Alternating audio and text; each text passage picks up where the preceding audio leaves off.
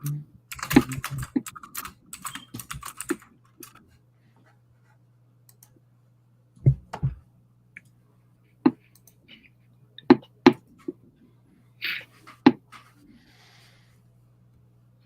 didn't get the noti for some reason on YouTube.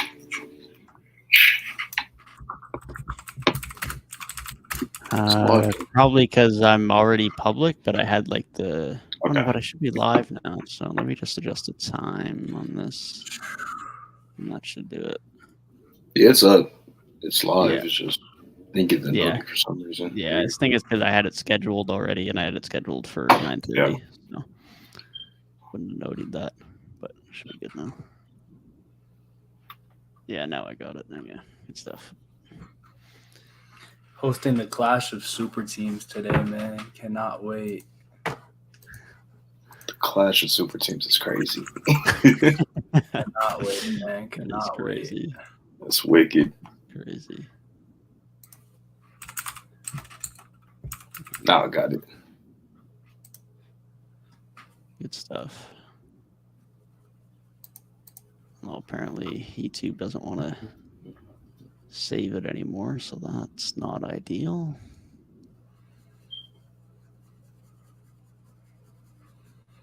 Not able to save your video. Well, I wanted to hear.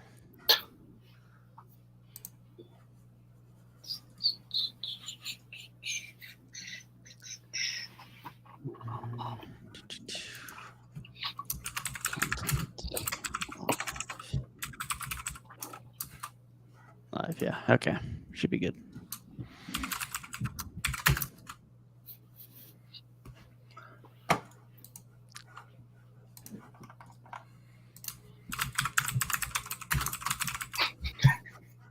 Gotta love Gabe's keyboard, man. Oh my god. Gotta love the keyboard, bro. Come on, bro. It's classic. It's classic. I couldn't hold in the laugh, bro. I'm sorry. Seems like a fitting way to intro into another week of the pod. Oh man. Sorry, if you're about to do intro, I'll stop typing for you. Yeah. I'll intro. You're good.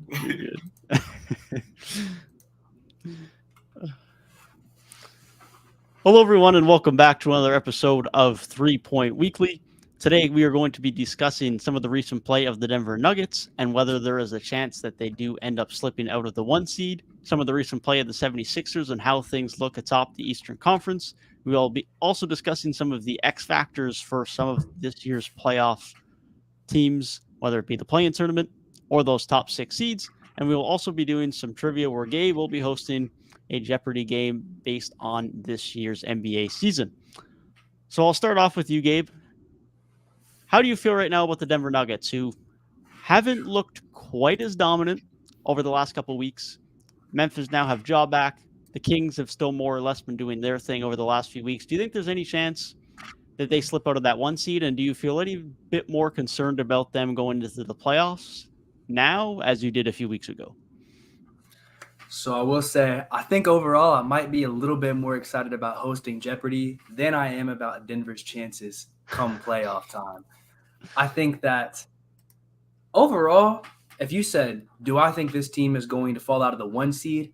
I think not. I think at this point, when you're in a place where you have like not even 10 games left in the season, maybe 10 at most, I just don't think right now the Grizzlies stand 3.5 games behind them. I just don't think you're making that up. No matter what teams you're playing, strength of schedule is what it is. But at the end of the day, I think they're just a good enough team where they're going to get wins against whoever they face. And while they might not be as dominant, I just think they'll get enough wins to definitely protect a 3.5 game lead as we get towards the end of the season.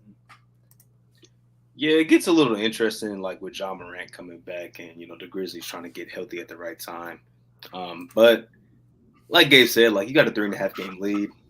Probably not enough time for Memphis to make up that much ground unless the Nuggets just continue to completely fall apart. Like they go on another like 5-game losing streak or something like that. But I don't see that happening.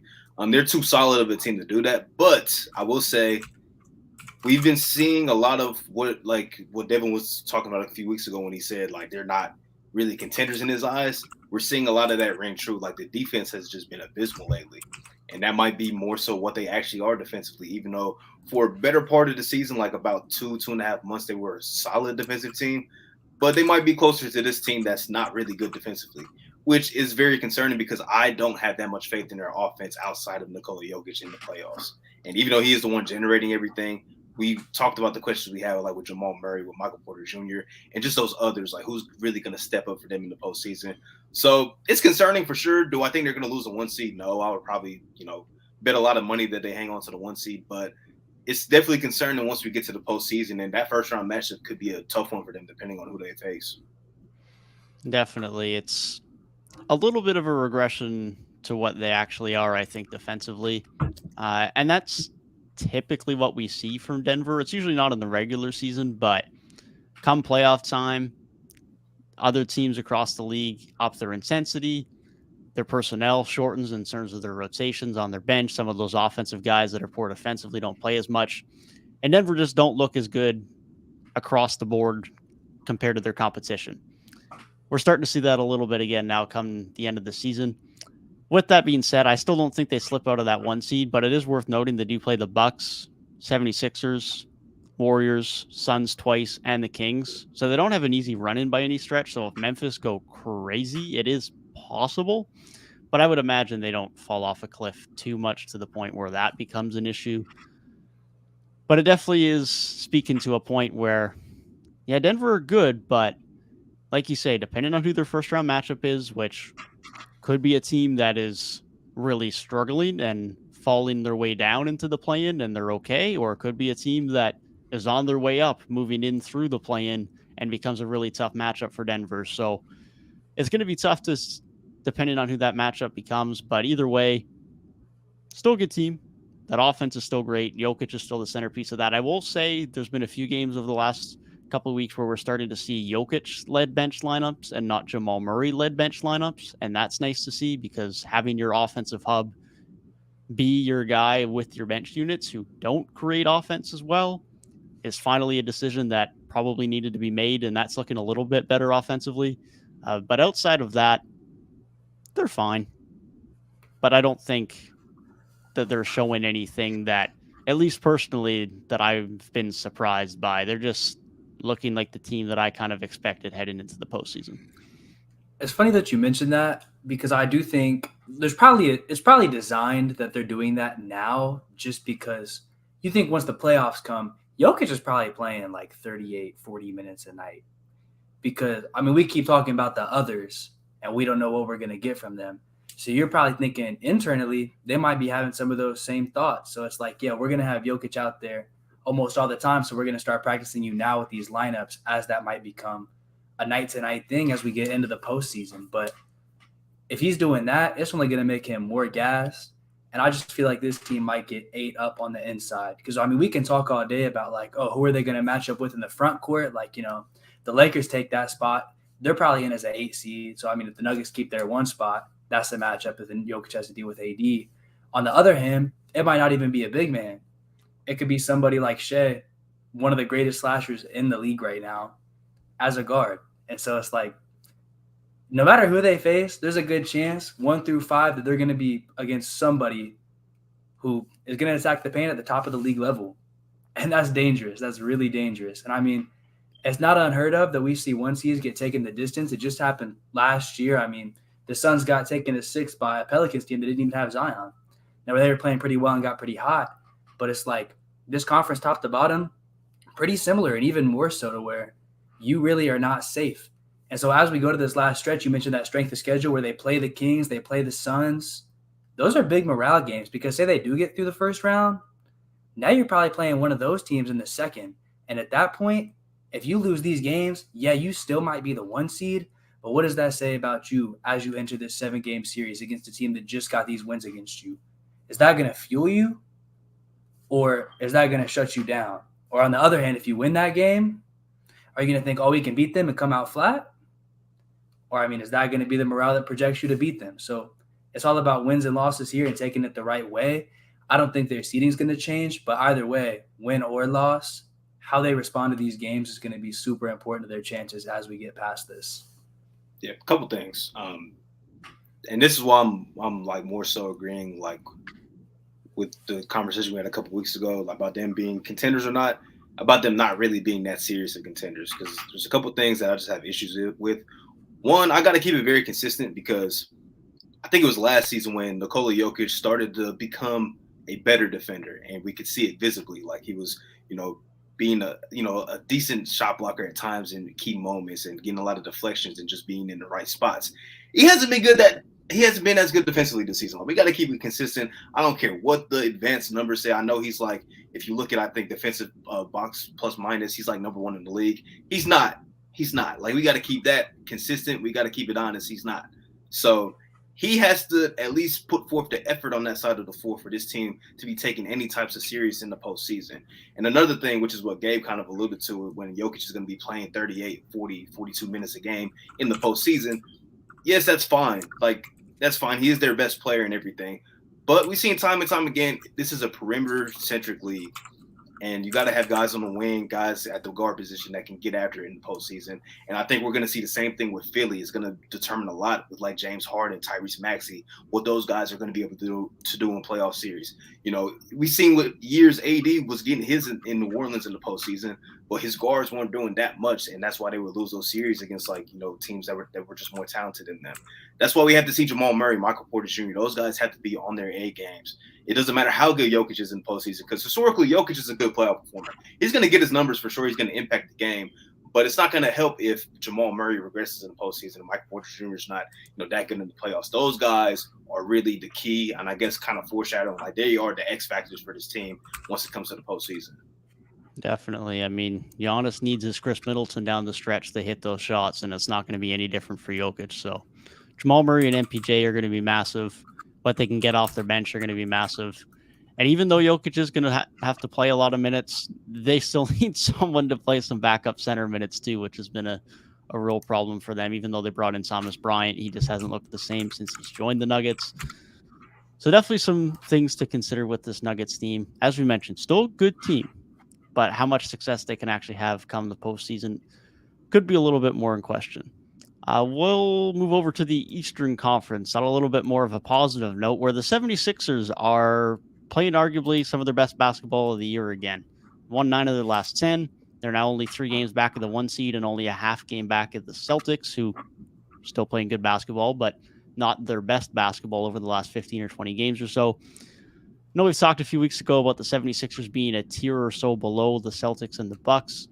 I'll start with you, Tyrik. Do you still think they are that tier below the Bucks and the Celtics, or are they starting to become a little bit more comparable with those two powerhouses in the East? I think they made more of a case, but I would still consider them a tier below because I still have so many questions about James Harden in the playoffs. He's had an amazing season, all NBA caliber, but he's going to have to elevate his game to a new level in the postseason. But in this stretch, man, Joel Embiid has been crazy. I think, he's making it known like he wants that MVP. He's really trying to solidify that. He's been playing some of the best, probably the best basketball of his career, like since the calendar's turn. Like he's been getting stronger as the season's gone on, which we haven't been able to say about him, in the last couple of seasons. It seems like it was always an injury that would come at the wrong time, where he would just kind of slow down just a little bit. But he's been getting better and better as the season goes on. I know they have a tough schedule to finish the year, so if they can, maybe go like 6-3 or, whatever in that stretch, that would really bode well for them going into the postseason. But to answer your question, I would still consider them a tier below Boston and Milwaukee, but it's not by much. I still stand on what I say. Like, if things go right for them, they could make it to the NBA Finals this season. I agree completely, actually, with pretty much everything you said. Because for me, and I've always been this guy for over a year now that we've done this podcast, that I value what you've done in the postseason so much. And James Harden, for his career, we know there is like it's like legendary folds. Like it's literally like the stuff of like NBA lore that James Harden tends to not raise his game. If anything, his game gets lowered in the postseason. So we need to see that. We got the whole Doc Rivers situation. Notoriously, it's stuff of legend that he always folds in these postseason situations. So we need to see that. And then Joel Embiid, one of these biggest narratives around him now is like, why you care so much about the MVP? You should care about getting out of the second round. You ain't been out of there yet. And it's like, you look at the other two teams we're trying to put them on a tier with, and it's a team with a ring, and it's a team that was 2 games away from one. And so from that perspective, it's like, they've looked really good recently. However, I've seen both of these players probably not this good together, but definitely on their own, and they've looked good for stretches together already. I need to see this from them in the postseason to really buy in and really believe in it, because I just can't buy in again and get disappointed again for the gazillionth year in a row. I just feel like that would be an unwise decision to make. The only guy on this team that I'm super confident will step his game up in the playoffs is Tyrese Maxey. And probably I would say PJ Tucker as well, but we kind of know what PJ always does. That's like, it's not going to jump out on like the box score, but he's a guy who he'll show his worth there. But as far as like a guy who you're going to see like, oh, he's like taking over the game right now, Tyrese Maxey plays like he did last year, I think he's got that in him. But everybody else on this roster, prove it to me. Yeah, definitely feel the same way about a lot of what you guys said. The other thing I want to point on too is Harden has to be so good for this team, because not that the Celtics and Bucks have a ton of secondary shot creators and shot makers outside of their top guys, but like outside of Tatum, outside of Brown, you have Malcolm Brogdon, and you have a ton of guys who are going to hit threes, at least more so than the 76ers have. For the Bucks, you have Chris Middleton, and then you still have Drew Holiday right next to him. Like, there's at least comparable options there for perimeter options. Outside of Harden and Maxey for the 76ers, there's not really much there. I mean, if you want to start relying on Shake Milton to start creating buckets for you in the playoffs, maybe, but that's not something you want to depend on. And DeAnthony Melton's been great this season, but he's definitely more of a catch and shoot guy than someone who's going to be out hitting pull-up middies in a playoff series. So Harden has to be that guy come playoff time, because of the fact that they don't have that many options to fill the role that he plays. And like you guys alluded to, especially Gabe, like, he's had his moments in the playoffs, some good, some bad.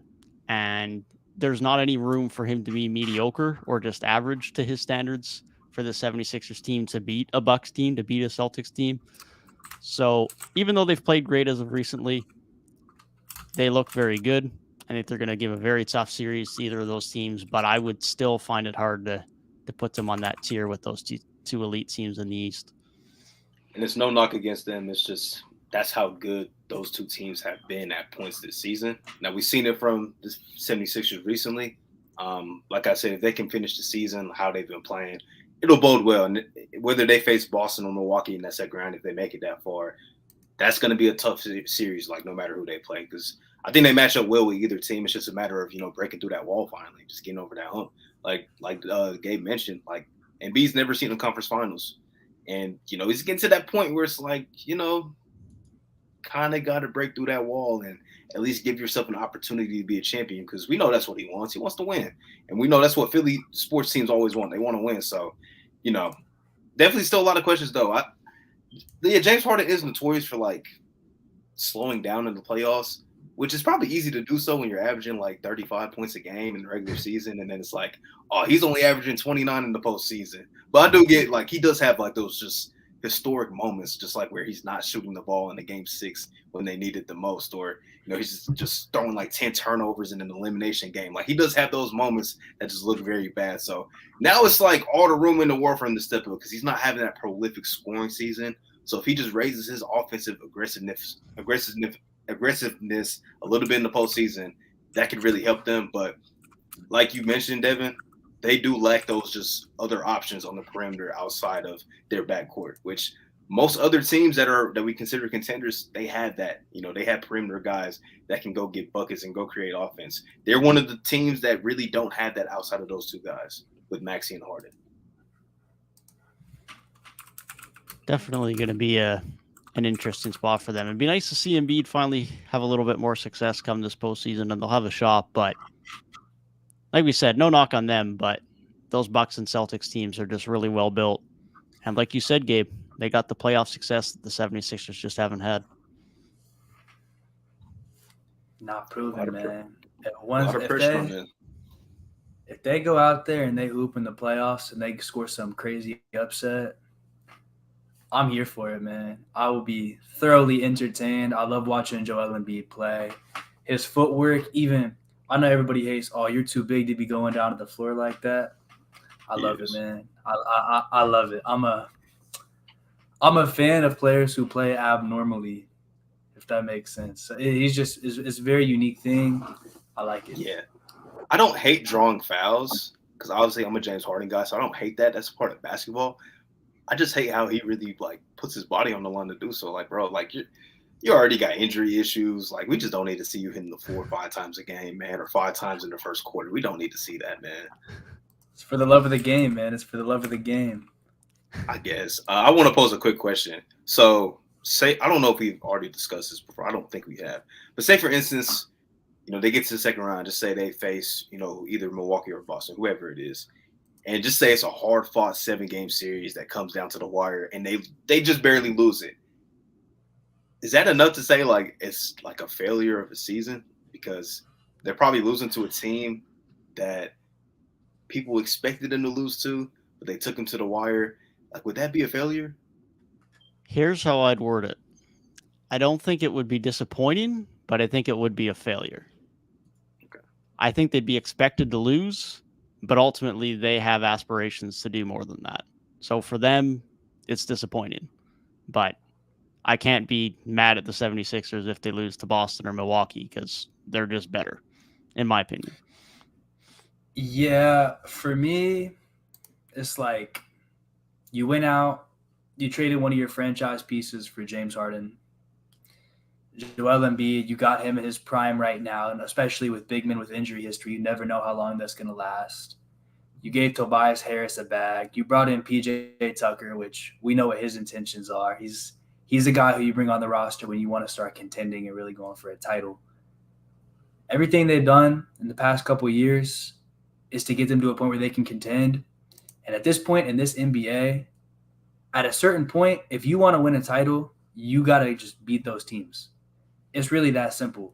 Like, there's not going to be a year where it's like, oh, yeah, this team was expected to beat us this year, so we got next year. It's not like the Bucks and the Celtics are some old-ass teams that are about to, like, disappear. Like, they're going to be here. And so, yeah, I do think it is failure if you don't beat these teams. Even if you're the underdog, the Celtics and the Sixers got, like, the same record. Like, they're a half game apart with the same amount of losses. If they both went out for the rest of the season, they have the same record. The Bucks, 2.5 games better. It's not like you're like a 45-win team facing the 73-9 Warriors. Like we said, oh, they've made a strong case to be in the same tier, but they're not there because they haven't proven it, which means they have the talent to go and compete with those teams. They just haven't done it. So at this point, it's like we need to start getting it done, and we need to get it done soon. If not this season, like next season. Because, like I said before, you went out, you got James Harden. James Harden ain't getting younger. He's been in the league since 2009. He's about to be in year 15? Joel Embiid, who knows? You never know. There's always that fear with him. I don't want to get too repetitive, but you got to start getting some results. And Harden slated to be a free agent. So, like, there's a lot of variables that could – like, if Harden walks and they don't get it done this year, then that's definitely a failure of a season and an experiment. But if Harden resigns, then you give yourself another chance. Embiid, hopefully, seems like he's just continuing to get better. He's playing the best basketball of his life, so they'll still have a chance. But, yeah, I see what both of you guys are saying for sure. I just wanted to pose that question. For sure. I think the other thing I want to mention, too, is we're at a bit of a point where – I don't mind it in some situations, but there's a lot of conversations now where you either need to be rebuilding or you need to be contending. And there isn't really much room for middle ground. And where you are isn't as important as what your direction is. Like, the Magic weren't truly rebuilding this year. Like, they're a 30-win team. They're not with the bottom of the league. They have a direction. They're good. Same thing for a team like OKC, who are 36-36 this year. Everyone loves OKC this year because they finally have a direction. The most important thing is the direction. If you're still young and you're in the middle of the pack, but you're improving, you have young guys who are growing, nothing wrong with that. Philly are past that point now. Joel's 29. They have Harden. Tobias Harris is in there as a vet. They've got PJ Tucker in, as you mentioned. This is kind of the era where your star in Joel is in his late 20s to early 30s. This is winning time.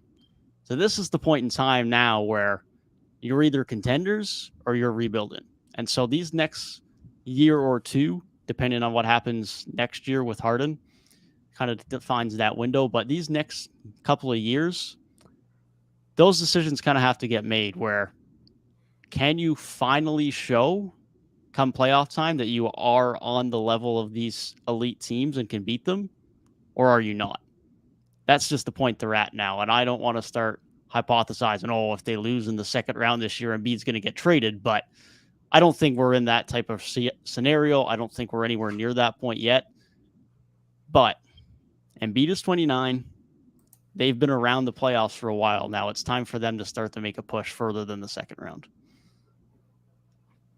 It's crazy to think he's 29 because we've gotten like 7 years of NBA basketball from him. So like, it's getting to that time for sure.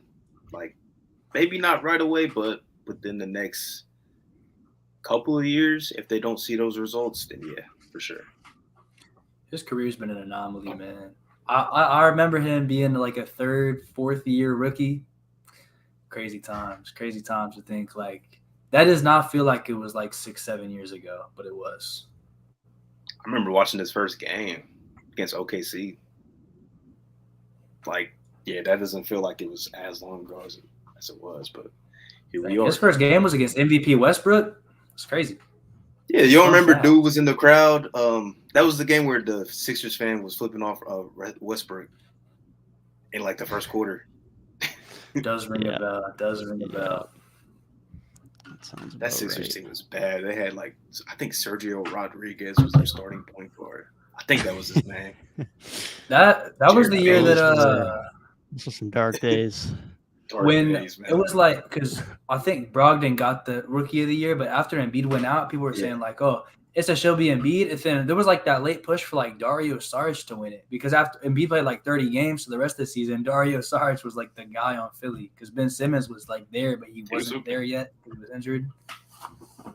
Yeah, Ben Simmons didn't play his actual rookie year. Right. So he didn't play. So Saric was like the guy because their number one pick wasn't playing. Forgot about Saric, man. So is he still? I think he took out Phoenix. I think he took it. Yeah, he's in OKC now. I think that's what I thought. Yeah, I know he's been moved a couple times. I think he got moved in the Baisley deal. Got you. I think he took a couple years to even make his NBA debut too. I think they drafted him like. I think they drafted him in like 13 or 14 or something like that. Might be they just had a thing with that, I guess. Right. I mean, technically, Markelle Fultz played as a rookie, but like barely. Barely. He played like 6 games or something like that. It was. Yeah. That's still 2014 draft for Sarge. I'm happy they finally got 2016-17 as his rookie season. Unfair advantage, man, to the 19-year-old kids. Dude, there was like there had to be something going on in that training room, man. Ain't no way. Embiid, bro, I'm standing on this, man. Like a study has to be done, man. A study has to be done on what happened to Markelle Fultz, bro. Like the one guy that they drafted super high. There was more than one guy they drafted super high, but the one guy they drafted super high that like played was like Jahlil Okafor. He did not pan out. He got hurt too. He got hurt his rookie year. I think Nerlens Noel came in hurt. Yeah, Noel was always a bit of an injury concern. Yeah, I think he tore his heel like end of his college career or something like that. Something like that, yeah. Wait, now I got to look at Jahlil Okafor. At least Jahlil Okafor played 53 games his first year in the league. I didn't even think it was that much for real. Yeah, 53 for a Sixers rookie. is like, yeah, that's He came pretty in. good. He came in day one and was the number one option. Day one. Yeah. Oh, those teams, Yeah, bro. for real. For real. That was back like that's was the that Robert post? Covington era, man. Was that post Evan Turner? I think it was. I think they traded him like the year before.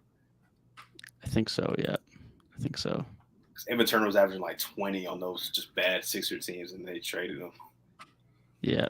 The 2015, most 16 common. Sixers. The most common starters were Nerlens Noel, Jeremy Grant, Ish Smith, Robert Covington, and Jahlil Okafor, followed by Isaiah Cannon and Nick Stauskas. Isaiah Cannon, Murray State legend, man. If you show people this team today, they wouldn't say it's a good team, but They make had it some was talent. terrible. Like They had some Jeremy- talent. They just didn't get talented in Philly. They got talented when they left. I was gonna say, like you got Christian Wood and Jeremy Grant. That's not it. I mean, Rashawn Holmes hanging out Is down there that- too. Sean Holmes. is that the Bowling Green worst Six duo in the league? Nah, I don't know if there's that's the definitely some worst talent duo there. in the league. I know y'all remember the Tony Roten days, man. Tony Roten was Man. averaging like 20. Tony Roten's going crazy. He was averaging 20 and then just never was seen on the NBA floor again. Yeah. Elton Brand Yeah. being on that roster is crazy. Elton Brand, that's just the most random player to be on the worst team of all time. That Philly team was a great example of showing how many guys could average 20 in the right situation. We a half hour in during rabbit hole content, man. This Just is give crazy. them some shots, man. That's all they need. For real. We in rabbit hole content half an hour into the show. Spencer Hawes was on. Those Yeah. are some bad Yeah. teams, man. We are moving on. We are moving on. Yeah, we can stay on the process all day if we really wanted to, man. Those are Yeah, some for terrible real. teams. That's an off-season investigation 2-hour Yeah. episode of its own right there. What college did Big everybody in thing. the process go to? I can tell you the man. number one picks, and that's about it. I think I'll be good until I got to like Hollis Thompson and people like that. Like I don't know where he went to. Yeah, no, for real. Raptor legend. Is he really? I didn't know. Wait, I think I'm thinking of Hollis. No, I'm thinking of Hollis Jefferson, not Hollis Thompson. Yeah, I was gonna say I didn't Oh, think okay, he was a Raptor, but yeah, that makes more sense. Wrong And Hollis. Rondé I Hollis. forgot about Rondé. Forgot about. He was another guy. He just fell into the league a lot faster than I thought he was going to. Like, he was good with the Raptors that year. He wasn't great, but he was good. Yeah, he had some solid moments. He just, I don't know what happened, man. I mean, he was like probably like the 9th guy in the rotation, 8th guy in the rotation still. He seems like a Raptor dude though. Yeah, Big wing, Don't guard they multiple all? positions. Don't they all? big wing, long, Run the floor. can't shoot the three. Perfect Raptor value, man. That's about to Absolute become 6'9" vision legend. He feels like an OKC type player, man. It feels like I didn't even really realize this till like recently, but OKC's whole roster is really like dang near that same deal. Like Yeah. Robinson Earl's undersized, like Jalen Williams is undersized. Yeah, I mean, like I think they run J-Dub at the 4 a lot. He's like kind of not like so He's like they're like 6'3". kind of undersized for their position, but then their guards like Shea and Giddey are both tall. So like the whole starting lineup is like And then Yeah. Dort just plays bigger than what he is. right. Yes, yeah. I don't remember who tweeted it, but someone tweeted that out a week or two ago and just said OKC or what the Toronto Raptors wish they were trying to be or something like that. And it's like, yeah, pretty much. It works for them. I don't know why, but it does. Like they have like one real shooter on their team, Isaiah Joe, and then everybody else are just like slashers, get to the bucket. Like it's just so weird how it works for them, but it does. Yeah, well, when you got a guy who can get dribble penetration as good as SGA can, it makes initiating your offense and getting attacks off closeouts a lot easier from there. That's for sure. And once they have Chet in there next year, then you actually have a big, actually have a bit more size. They're golden. Not to mention whoever else they draft. I seen him get some shots up. I think it was like last week, and I'm like, all right, he could probably play right now if they really wanted him to. He's probably healthy, but but don't need to rush him back. no rush. No rush. Thunder We'll have him 10th ready on to go for defense day right one now. next year. Top 10 defense being undersized like that, like they just defend, man. They just defend. Yeah, that for real could be a top 5 defense next year. Throw Chet into the mix. That's going to be a nasty defense. That's true. I think people forgot Shea was actually like his rookie year was more of a defensive player than anything. I think people just forgot that because, he hasn't really been playing much the last couple of years. Yeah, he can be a really good defender when he locks in. I mean, that's part of the reason why Ujiri wants him. Ujiri don't draft anyone he can't defend. And he wanted him. He played some great defense his first couple of years before he came to the guy. Shea's career arc is so weird, man. He was like that defensive player that had a solid 3-point shot, and now he just like don't shoot threes no more. Yeah. He like became like the player he became is not like a better version of the player he came in as. It's like it doesn't seem like a natural progression. Not saying like there's like bad aspects of his game. Like obviously he's still capable of doing those things. I think he probably could be a pretty decent 3-point shooter if he actually committed to it. His percentages still aren't bad. It's just his volume so low. It's like I don't know if he takes one a game. Like there's games where he literally takes 2.5. He takes 2.5, but I think since All-Star break, his numbers are like crazy. Over the last 2 months, he's taken under 2 a night. Yeah, he shot 7.1% from 3 in February. He's at 46% this month, but he's just like honestly, nobody can stop me. I respect it. He's just embraced that he has a good mid-range game. I can get to the rim, and just said screw the 3 for the time being, and I respect it because DeMar struggled with that for a long time, and it's like I got to shoot the 3, I got to shoot the 3, I got to shoot the 3, and then eventually he just said screw this, I'm gonna just do my thing and get to the rim, draw fouls, and shoot my mid-range, and ended up playing his best ball from there on. Yeah, man, it's okay to keep the defense honest, but if nobody can stop you, no need to force a 3 unless you just have to, which is what Shea does. That's why I like when Giannis does that. Like when he just – because there was a stretch, I think it was like the year they won the championship. In the postseason, he just had a stretch of games where he was taking like 5 or 6 a game. We're like, dude, calm down, man. Like nobody can stop you getting to the bucket. Like just go ahead and put your head down, get to the cup, and just let everything else flow. Yeah, I mean, he's already got like a crazy ability to just get a lane and get inside. But if they had to like for real guard him from 3 – is done with, because if they're like for real having to guard up on him on a 3-point shot, you're not stopping him driving. Like if you already can't stop him and then you add another layer that makes it harder to stop him driving past you, it's over. Like that might be some of the best slashing we could ever see on a basketball court. Period. I was thinking earlier, it is going to be hell trying to do these all NBA teams, especially when it comes to the guard positions, man. Wicked. Because I wasn't even thinking earlier about Shea. Like Shea didn't even cross my mind. I was thinking like Steph, because even though he's missed time, he's been so good. Luka, Shea didn't even cross my mind. He's had an All NBA first team type of season, and it's like he might not make it. I don't want to do my ballot, man. I'm glad we're still a little bit away from that, because I really it's tough. Like Tatum might not be first team worthy. Like that's just how crazy it is. If you want to divvy it up, like Jokic and Embiid deserve it both. I don't know. It's wicked, man. Yeah, it is wicked.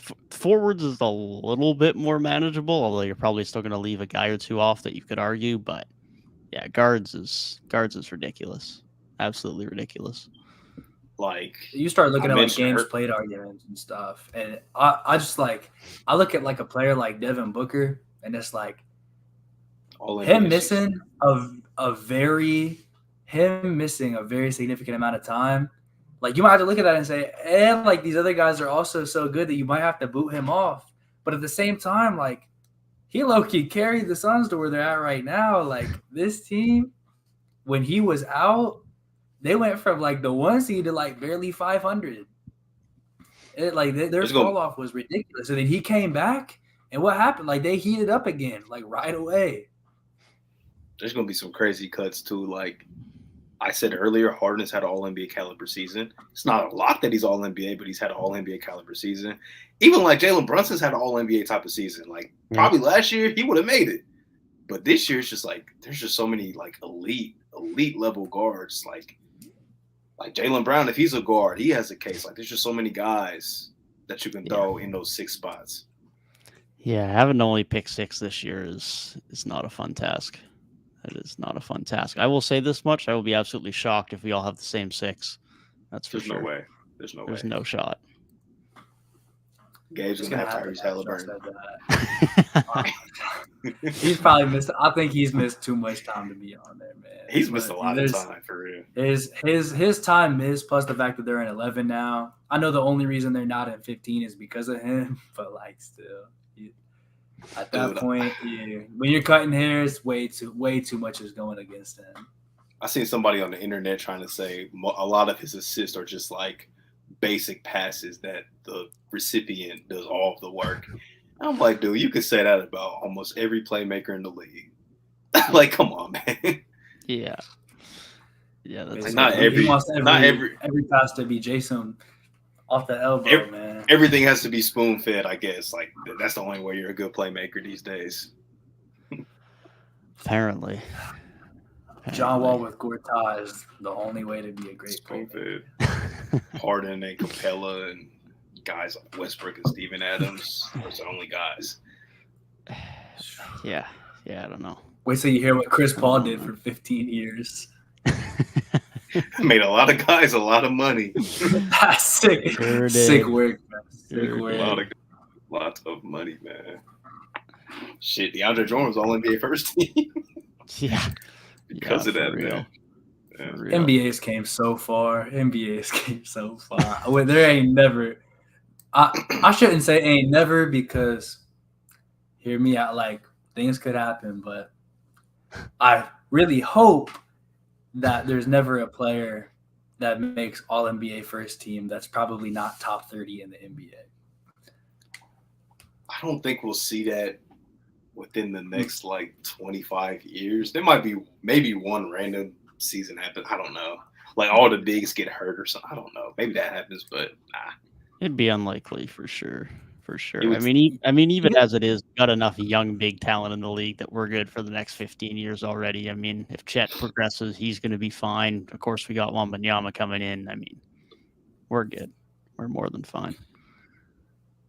But yeah, DeAndre Jordan All NBA first team days are wild, but thankfully we're a long time removed from that. So now we have two of the best in the world as bigs competing for MVP. So times have thankfully changed. And Giannis, that MVP convo is. I don't think we ever talked about that, man. I don't think it's that if y'all want to put that off. I don't think it's that much of a conversation, to be honest. You think it's over? You think it's been over? I think Embiid has solidified himself as the clear front runner, unless he just plays like shit the rest of the season. Yeah. Oh, I did not expect that. I agree. I expected you to be a Jokic guy. No, you know me. I keep it 1,000. I keep it 1,000. Yeah. I've been about Embiid for the last month, so I would agree. I say about last 2.5 weeks I've been Embiid. Yeah. Yeah, hey, y'all know about me, man. Y'all know about me and my rhetoric, but I'm heavily on the Embiid train myself. I think it's time, man. The biggest thing against him was always, you slow down later into the season. That's my thing. He's heating up, and the other guy is slowing down. And it's like it takes me back to y'all know. I think it was last year. I'm like 80% sure it was last year, where Jokic was the 6th seed and Embiid was like the 3 seed, and they were like, but Embiid is a higher seed, but they had like the same record. Yep. This year it's like, Jokic led his team to the 1 seed. I think as of right now, yeah, I'm right. The Sixers are a better team. 3 or 4 games off. Yeah. The Sixers are literally better. Nuggets have one loss. I'm thinking of the Bucks. Yeah. It's like it's pretty much the complete inverse of last season. And really the last couple of years, because consistency. I think 2021 it was Embiid got hurt second half of the season and Jokic played every game. Even though I think the Nuggets were a 3 seed, they were only like a couple games back of Philly, who was the 1 seed in their conference. Last season was pretty much the same thing. Yeah, Jokic is a 6 seed, but they're like a couple game difference. Like that's not too much. Now it's the complete opposite. Embiid's gotten better as the seasons went on. Jokic has slowed down a little bit while he's been playing. I got to be consistent, man. And Embiid looks like the most dominant player in the world right now. So You know, Embiid, Philly, for the record, I think Philly's also exceeded a little bit of expectations too, considering how Em- kind of poor they started. You know, they were like around 500, I think, like 20 games into the season. They've been probably like, I think maybe statistically wise, like in wins and losses, the best team in basketball over like the last 2.5 months. Maybe outside of Joel Milwaukee because they've been dominant. he has missed 2 games since January 10th. I think that tells me all I need to know. That tells me all I need to know. Because I think like before that he had missed like through that half the season, Like about 10, I think over 10 games. It looks like 12 maybe, something like that, like 11. He's played 57 games, right, or 58, something like that. Somewhere around that. It's high 50s right now, but with 10 games left, like he'll probably get close to around 70-ish, maybe a little under 70, like 68. He's at 59. If he gets He'll 65, if he gets 65, that's the MVP, man. I don't care. If he gets 65, Yeah, that's the MVP. and the fact that he like ramped get it up and here late in the season, like he's playing every game. That was always the thing was, Embiid's not playing, but here he came in. They've won like a crazy amount of games. Like he's in and they're winning like all these games. It's to me, that's it, bro. That's it. Surprised none of you said Giannis. I said Giannis last year, and that did not Y'all do both very did. well. Y'all both did. Yeah. Yeah, I was surprised I wasn't alone on that one. I definitely did not expect to have a business partner and spreading that propaganda. But hey, man, I always take it. I still think Giannis is the best player in the NBA. He's just LeBron at this point, where like he's got to do something just ridiculous and absurd to even be in that conversation. He's always going to be up there. This has been his best season. He's just missed. Yeah. He's missed a decent amount of games. That's probably the only thing knocking him, but it's been his best season in my opinion. I mean, a lot of people will argue that 2018 was LeBron's best season. Nah, 2013 clears. I agree, but there are people that'll tell you like 2016, 2018, like those years, like he was not in the MVP race, really. I mean, he might have been in it, but like he was not gonna win. And I think that's staying near Giannis right now. Giannis would prefer have to go out and average like 36 points per game, like 13 rebounds, and the Bucks have to win 65 games. Anybody saying 2018 LeBron is his best version is just nuts, man. I think it's playoff bias. It's definitely playoff bias, which was incredible for sure. But 2013 Bron was incredible from game 1 to game 7 of the NBA Finals. No breaks, no days off. Like he was the best offensive player and the best defensive player in the league, like literally at the same time. You know, he definitely got robbed of that award. Like if I had to show somebody who has never watched basketball and they ask me who's the best player you've ever seen, I'm showing them 2013 LeBron highlights. That is the first thing I'm showing them. They gonna remember LeBron as a Heat, man. They're not, but that was his peak. That was his peak. Definitely his peak. Definitely his peak. For sure. We're going on that's like this is a lot of like shorts type clips, bro. I'm not gonna lie. That's what I just said. Like we went on like several tangents in the last 25 minutes just about the process Sixers and which version of LeBron is his best. I thought there'd be more, because I swear I've seen it everywhere. Like all like the MVP discussions, it's been everywhere, all over the media. But yeah. I'm really surprised that all three of us agreed, just because I do feel like across the NBA landscape, there's like such differing opinions. I think the last time we had a discussion, two of us had Tatum. So that's how long it's been. I think me and Devin had Tatum. You might have had him. I don't know who you had, Gabe. I'm going to be honest. I don't remember. I don't remember exactly. I might have said Tatum as well, but I remember I was like, I low-key had I had Devin Booker up in the convo because he was like carrying the Suns so hard. That's how long ago it was. Like we don't really talk about MVP, which I think is fair. Honestly, it's cool to have those discussions like at certain points in the season, like maybe quarter of the way in, like who's y'all's MVP right now? It's early, but who is it? Then maybe All-Star break. But right now is around the time where like you kind of know, unless something drastic happens. And even as tight as this race has been, like we all kind of know who we would vote for and who should be the MVP. Yeah, this is this is kind of the point where only Rob Williams' injury changes vote getters at this point. Yes. Yeah, right now I feel like most of the awards are kind of under wraps. I feel like if you ask me today, I'm like an MVP Embiid guy. Like Defensive Player of the Year is probably one of the most contentious, but I think I'm still a Jaren guy. I don't think so. Yeah, I'm a Jaren guy based off like just the way he transformed that defense after he came back, and then not to mention like I know sometimes stocks get a bit overrated and how impactful they are to like actual defense. Just look at his blocks, though. Like the absurdity of his stock numbers. I still don't know if I like that term or not, but I'm gonna use it anyways. But him across makes you sound a little smarter, I guess. It's basketball. Yeah, but the fact that they went from like a defense to like a top 3 defense just with him being inserted is like that did it for me. 6th man of the year. I think we were all on Brogdon last week. That video literally just dropped. So yeah. I think like most improved. That's been Lowry since like January.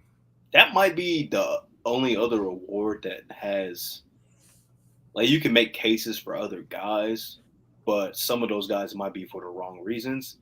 And I'm saying that because of Shea. I saw somebody trying to make the case for Shea, and I'm like, yeah, that's fine. He did make a big jump. But anybody with any brain cells knew Shea Gilgeous-Alexander had superstar potential. Everybody knew that. He just hasn't been completely unleashed, hasn't had the opportunity to play, as many games as he's played this season. Like everybody knew Shea had that in him. If you ask probably 1,000 people, could Lauri Markkanen be an all-star this season? I wouldn't be surprised if all 1,000 people said no. I will not be surprised. Like that's like his jump is. I think the only other guy that you could maybe throw in there is like Jalen Brunson.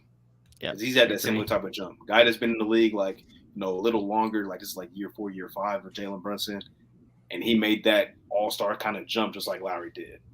I don't buy into the Tyrese thing because Tyrese is year 3. The keys of the offense was handed to him. We knew Tyrese was going to be better. Yeah. But I like Lowry, Jalen Brunson. Those guys are traditional most improved player kind of guys. Yeah, I think both like Tyrese and Shea is kind of like that thing that people hated when Ja just won it, where it's like basically what you said is like, yeah, we knew they had superstar potential. So like I can see where people would make the argument like, oh, like y'all gave it to Ja, but like y'all don't want to do the same thing this year. Like this is inconsistent criteria. But at the same time, I think last year there probably wasn't a guy that had such a strong case like a Lowry or even a Brunson behind him to really get that. But even comparing like Lowry to Brunson, I feel like especially after seeing like his playoff performances last year, and then like after the Knicks signing, like we came in at predictions for this year, and you guys were a lot higher on the Knicks because of that signing. Like we thought it was gonna, or you guys more so than me thought it was gonna like give them a substantial jump, and it did. Like that ended up happening even more so than we thought it would. Whereas with Lowry, we were not thinking about him at all. We said, yeah, the Jazz, they'll just give the ball to Colin Sexton every possession. He'll go out and get all-star numbers, and then they'll trade him for something good. None of us even were like close to this. We said, oh, Jordan Clarkson might put up generational scoring numbers. But none of us were even speaking his name. So it's like, I can't say it's unprecedented because that's kind of the nature of this award is like a lot of stuff like this happens. But absurd. Still, it'll always be absurd because it's the nature of the award. It's always that guy that comes out of nowhere. Usually should be, I think, to keep the point of the award. It just makes sense. Yeah, for sure. And if a guy like Lauri didn't exist, then I can understand an SGA argument a bit more. But Lauri is just an MIP. He's just the definition of the award. Poster child. Like, I don't even – do y'all remember who y'all's picks was last year? Because I don't think I picked Ja for that specific reason because it just made me mad. Like, this is not an MIP. This is a young star budding into superstar. Yeah. I want to say that me and Gabe had Ja, I think. Yeah, but I don't know if I did. But I don't I had either Ja or Bane. It was one – I had a Grizzly.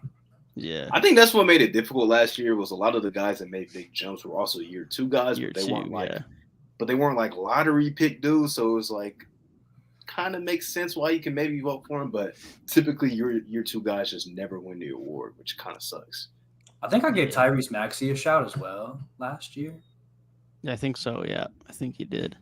But yeah, it was a weird year for that. There wasn't a ton of non-second year guys that really had an argument, which is probably part of why Ja got the award, but hence why we're not seeing a guy like SGA, hopefully at least, winning it this year, and because Laurie made such a jump. If he does, then we need to change the criteria. Yeah, we definitely do. If you already average 25 points, you cannot win the award. Yeah, no doubt. But yeah, I don't think, barring an injury, I don't think I have any contention on any of my awards at this point, which is rare. Usually I have at least an award that I'm not sure on, but I think I'm pretty clear cut this year. What's your thoughts on coach? I don't think we went over that. Mike Brown. Yeah, Mike Brown. Easily. Not a debate. All right. And if I'm picking a second, I'm going Dagno. I like that. Yeah, I like that. But he's been very good. Mike Brown's got to be the winner for me. If Tibbs won it how he did a few years ago because of the Knicks story, then I don't see any way that Mike Brown isn't winning because of the Kings. Best story in basketball. I was watching JJ Redick's podcast. This is like the nerdiest stat ever. So over like the last 10 seasons, right? 3 of the top 5 best actions in basketball is a James Harden ISO. Yeah. I think the other one, it might have been, I think it was a Sabonis. No, I don't remember what the other one was, but one of the ones in the top 5 was a Kevin Huerter dribble handoff. Yeah. I love that. Sounds about right. I love Sounds that. Nothing like an electric dribble handoff, man. They will talk about those JJ Redick, Joel Embiid dribble handoffs and legend. For real, yeah, man. Those get brought all up I'm gonna say is I'm thinking the Hawks wish they gave that extension they just gave to Bojan and instead wish that was still Huerter on the roster because man's been balling with the Kings. And that's no knock on Bogdan because he's had a pretty good year too, but Huerter off dribble handoff, especially with Sabonis involved, such a good screener. Lethal. Wicked. Actually, I think the most interesting debate this year might be the new award. The clutch player of the year, the Jerry West award. I don't know, man. It probably is De'Aaron, but I think it's still interesting because it is gonna start a precedent. And I've never seen that. I've never seen they introduced a new award and now we kind of get to see how people are judging that. Every other award precedent was set a long time ago before I cared about basketball. Legacy points going up. That's what I'm saying. I wonder how much people will value it because it shouldn't be that big of a deal. I just feel like it's something fun for the fans. Yeah, but I mean, you can probably go back to when they gave out when they started giving out a most improved player or a sixth man of the year. There were probably a lot of people that were most improved, okay, but you still aren't a top 5 player. It's not the same as being the best defensive player in the world or the best player in the world for that season. And then sixth man of the year, it's you're the best bench player. There's what 150 starters in the league. So what? You're the 151st player. I mean, we know it's not actually that. That's never how it is. But somebody could say, "Oh, you're not even starting. You're not even a top 100 player." So you're the best bench player in the league, basically. Right. You're not close to the best player in the league. So when those when those awards became created, people probably didn't care as much. But maybe as the clutch player award gets some precedent, and you see some guys that win the award, then go on to do some big time stuff, maybe win an MVP down the road, maybe win some titles. You might see that add prestige to the award. I think it's just a chance to give guys more jewelry, more hardware, because not everybody's good enough to win an MVP or even make an All-Star game or All-NBA. So it's just a chance, to give guys a chance to win some hardware. It's probably similar to the NFL. They got comeback player of the year and stuff like that. Like, offensive player of the year, it can never be a quarterback, but it's an award that is given out. So it's probably just similar in this case, like just an extra award to give out to people. Probably the same thing with like the conference finals MVPs and stuff like that. It's just a little bit extra, another trophy for people to win. Definitely. Should have been the Kevon Looney Award, man. Should have been the Kevon Looney Award. I agree. Wholeheartedly agree. And Tatum has Jaylen Brown's award too. I'll say that. Celtics fan. Not wrong. I'll not argue with the guy who is a fan of the team. I'm just saying, man. Yeah, I learned a lot watching JJ's podcast today. Tatum shooting like 25% on pull-up jump shots this season. Yeah, he shooted early on in the season. Pull-up jump shots. First half of the season, I swear my eye test was telling me he was improved. My eye test lied to me for one of the first times. He's been abysmal shooting pull-up jump shots, which is kind of concerning. Can't lie. Yeah. I don't know what game it was I was watching in the last couple nights, but I just remember sidestep three. And I was like, man, like there's still like 15 seconds in the shot clock. Like, what are we doing, man? Like, definitely not looking great on that front. He's been bad recently. Not afraid to say he's been very bad. He takes way too many threes. Like, I feel like early on in the season he wasn't settling as much, but he's kind of gotten back to just settling for jump shots, which is it's fine when they're falling, but obviously they're not falling. You're shooting like I think 30% from three, like the last 30 or so games. Like it's been very bad for him. I feel like he's built enough equity to where I still trust when it comes playoff time, he will do what needs to be done. I hope so. I guess it's better to go through this stretch during the regular season than, in a first round series or a conference final series. Not wrong. Well, I think as we're talking about some teams at the top of the conference, I think we have a bit of a big topic to discuss today, and I think it might be time to just segue right into that. And I forgot we're not at the top of the conference, so we might just postpone them like 2-3 minutes or so.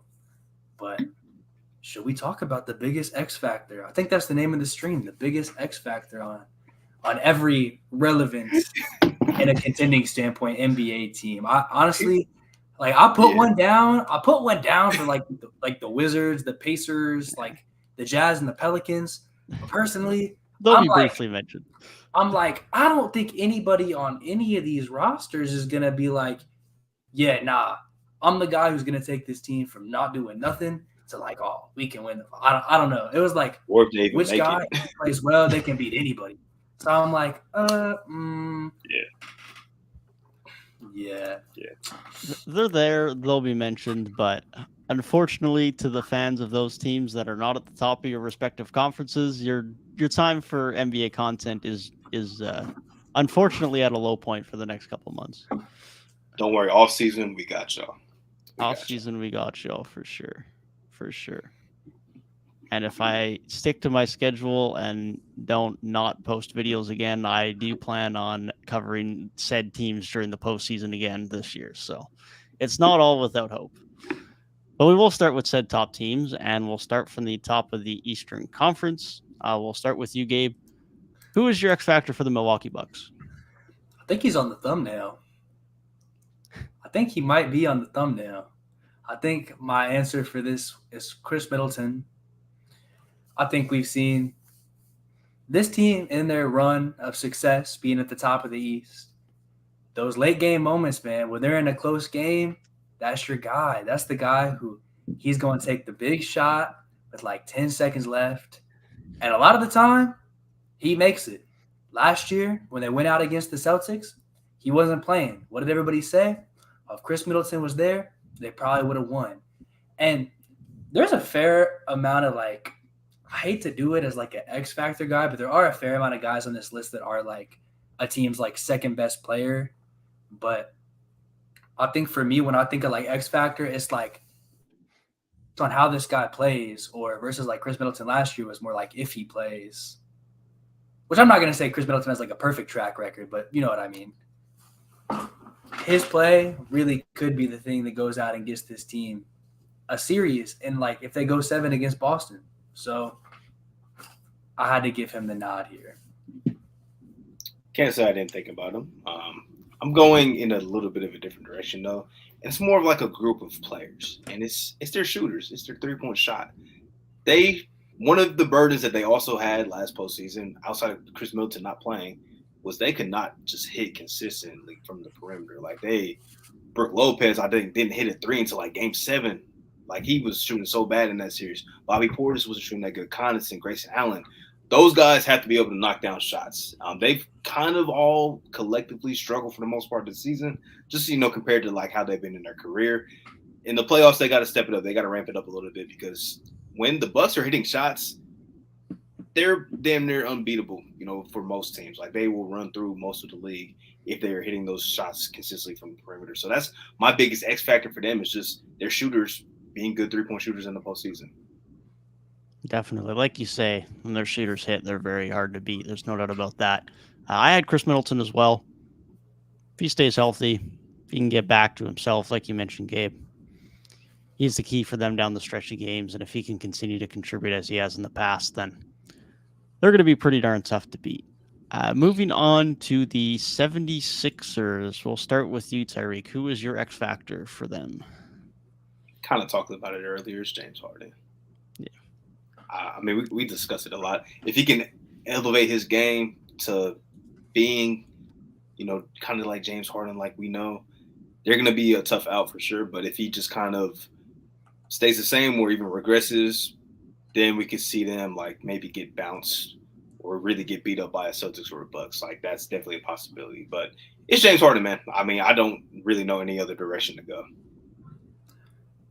James Harden. I think I would just kind of hate putting the best player on a team in most circumstances. So I don't want to say like Embiid, like, oh, Embiid's health is like, or anything like that. But yeah, James Harden, man. I think Tyrese Maxey will elevate his game. I think PJ, he's a known commodity. He's going to do what he does. And I think anybody on the roster beyond that, I don't think you should expect Tobias Harris has played to be the thing that takes this team from losing a series to winning a series. I think if you're putting your eggs in that basket, you're probably fighting a losing battle. And anybody beyond that, I love a DeAnthony Melton, great bench player. I don't think he is well. He'll be a good piece, but I don't think he's taking you from another second round out to win the NBA Finals. I really think for this team, their road is James Harden, at least showing flashes of being that Houston James Harden, and they can get really far. Yeah, I agree. I thought about giving Tobias Harris some love here, and honestly, I was more so put against him being here by the fact that I just don't think he'll get the opportunity to be that type of an X factor more so than he can't be. But like you guys mentioned, like we talked about earlier, James Harden's going to be the biggest key to what this 76ers team can do come the playoffs. Moving on to the Boston Celtics, who would be your X factor, Gabe? Boston Celtics, for them, might be a bit of, I don't know if this is an odd pick or not. I went with Malcolm Brogdon. I think their top two guys both like have their moments where like they're really on, sometimes they're really off. Occasionally they might be right in the middle. And, there can be a lot of discourse about that. But this team last year went to the finals. So when I'm thinking X factor, it's like, okay, that was going to put them over the top to where they go from making it to winning it. So who was the biggest guy they added in the offseason? It was Malcolm Brogdon. So let's see if that addition, especially him running with their bench unit, maybe get himself into some closing lineups. Maybe he plays there right now. Overall, if he can really show out, this is a guy that's averaged 20 points in the NBA. Now, that was like 3 years ago. Those Pacers teams he was on were not making the playoffs much since then, so we haven't really seen him in the playoffs in a while. But if he can come out, play some really good basketball for them, and be the new addition that we hope he can be in the big-time moments, could really switch things for this team. I like that pick. I think you can go with either one of the Celtics guards, whether it's Brogdon or Derek White. I went with Robert Williams. Sort of a health-related thing. If he's available, he's so important to this team, both defensively and what he brings offensively, both whether they run offense through him out of the high post or just him as a lob threat, as a screener. Like, he just provides so much for this team that you see the difference when he's not on the floor or when he's just not playing at all. So he's probably just outside of like Tatum getting back to himself, like that is the guy that has to be available because we know what he brings to the table when he's out there. Definitely. Both very good picks. Him being healthy is going to be really important. I did have the other Celtics guard. I went with Derek White here.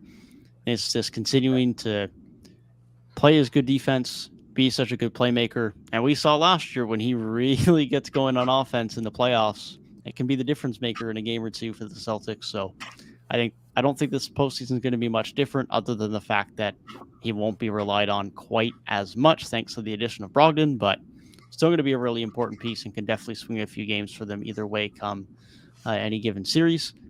Moving on to the Cavaliers, I'll ask you first, Tyrik, who is your X factor for the Cavs this postseason?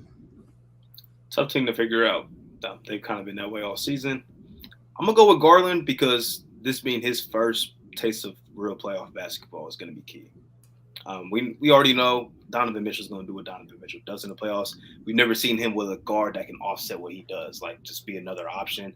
If he can step up to the plate, they can make a little bit of noise, but if he kind of diminishes, then it's just going to be kind of a rerun of Utah in such a way where Donovan has to create all of the offense. So Darius Garland is probably the next most important piece.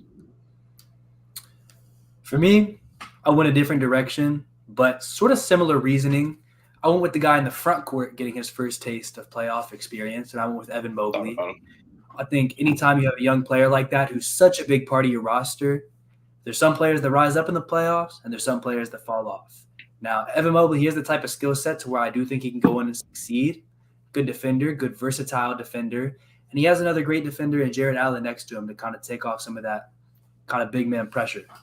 But still, at the end of the day, if you're going to be a guy that's one of the core pieces of this team, I know Donovan Mitchell's going to up his game in the playoffs. I think Jared Allen's role is so secure that he can just continue to excel in that, especially with the passer as talented as Darius Garland. And then Darius Garland, while there may be tough, especially for a point guard in his first playoff experience, I think at the same time, him having a Donovan Mitchell to kind of lean on and play off of is going to open up his game a lot when you see a guy like Donovan Mitchell who's known for going nuclear in the playoffs. I think it just opens up the game a little bit more, and because he's so dynamic, things may be just a bit tougher on Evan Mobley, especially in an East that's loaded with front court players. Definitely fair. Definitely fair. I went with the option that fully allows Garland and Mitchell to have their games open up, and I went with their shooters because I think that's going to be the most important part of what the Cavs can do this postseason. If Rubio and LeVert and Osman and Okoro can't hit threes, they're probably toast because defenses are just going to be able to key in on Garland, key in on Mitchell. They're going to be really limited for what they can do on the offensive end. If those guys can start making defenses respect them a little bit, make you guard Cedi Osman, make you guard Karis LeVert, no one's going to guard Okoro, so he's just going to have to hit them and make them pay. I think that's going to be the biggest key for them to make sure that Garland and Mitchell actually have some room to operate and they don't just see themselves blitzed on every single possession. I didn't pick that because I knew you would say something about it. Definitely a good call because, that's the biggest thing that I've harped on for them all year. So definitely a good call. Moving on to the New York Knicks. We'll start with you, Gabe. Who is your X factor for the Knicks this season? So I want to preface this with the fact that I really wanted to say Josh Hart because since the trade, the biggest thing we said, and we were talking about this a little bit before we started recording, was that in Portland this year, he was shooting like 30% from three. And we were like, hey, we know he can rebound. He can do some good wing defense. But if he starts hitting his threes like we've seen him do before, he can be a special acquisition for this team. He's went there. His percentage is up 26%. He is shooting 56% from three as a New York Knick. I don't expect 56% to last, but even if you find the exact middle ground between 56 and 30, you're still shooting well above 40% on in the playoffs. So if he can do that, plus doing the things he already did on the other end of the floor, he can be really well for them. However, even after all that, and this is why I was so split, I went with RJ Barrett. And the reason for that is Jalen Brunson's been real steady. Julius Randle's had his bounce back year, just had probably one of the best games of his career in a loss. But RJ Barrett's been that guy who we see flashes all the time, but he's always been one of those models of inconsistency. And so if he can step up and play at his best, this Knicks team could really give a first-round matchup a scare. But if he's playing sort of some of that inconsistent ball where he's not playing to the best of his ability, they might have a really tough time because theoretically he should be the third option, the third best player on this team. But if he's not playing to that, they might be toast against those top four. Yeah, I want to say RJ too, but I think they could get away with him depending on how Josh Hart plays, Quentin Grimes plays.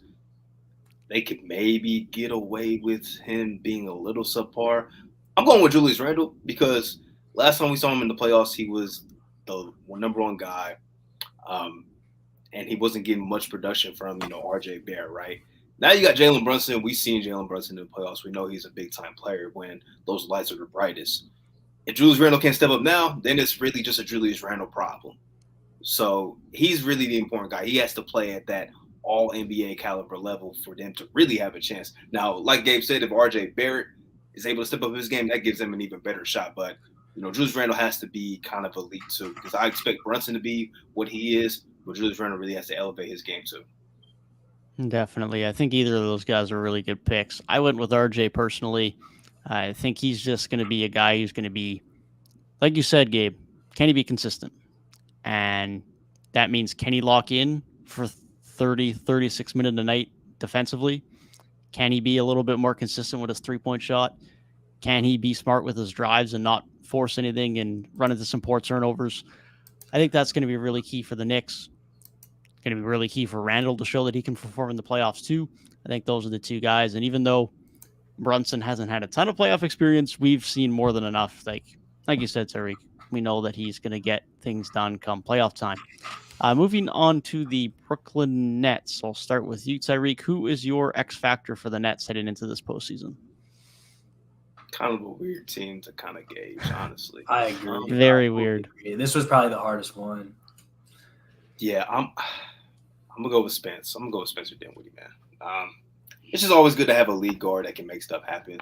I kind of expect Mikal maybe not to have too much of a drop off. He's been really, really, really good offensively since getting traded. I think just having a guard that you can really trust, which outside of Dinwiddie, who would they really look to provide that lead guard role for them? So he really has to be so consistent, so good for them if they want to make any type of noise in that first round. Yeah, honestly, this was so hard to make for me because I feel like the biggest thing with this team is like Mikal has come out and shown that he is that dude, for lack of a better term.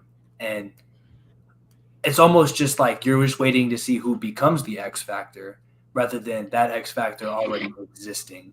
So my first thing that I wrote down was Ben Simmons because we know the kind of potential he has. But at this point, it almost seems like too far gone. Plus, from a health perspective, he might not be back in the postseason. It's kind of still questionable whether he will be. Definitely won't be back for the rest of the regular season, per most reports. But then I think I finally settled and I went with Cam. And you can take that either way. You can take that as Cam Johnson or as Cam Thomas because those are two guys that we've seen have really big moments this season.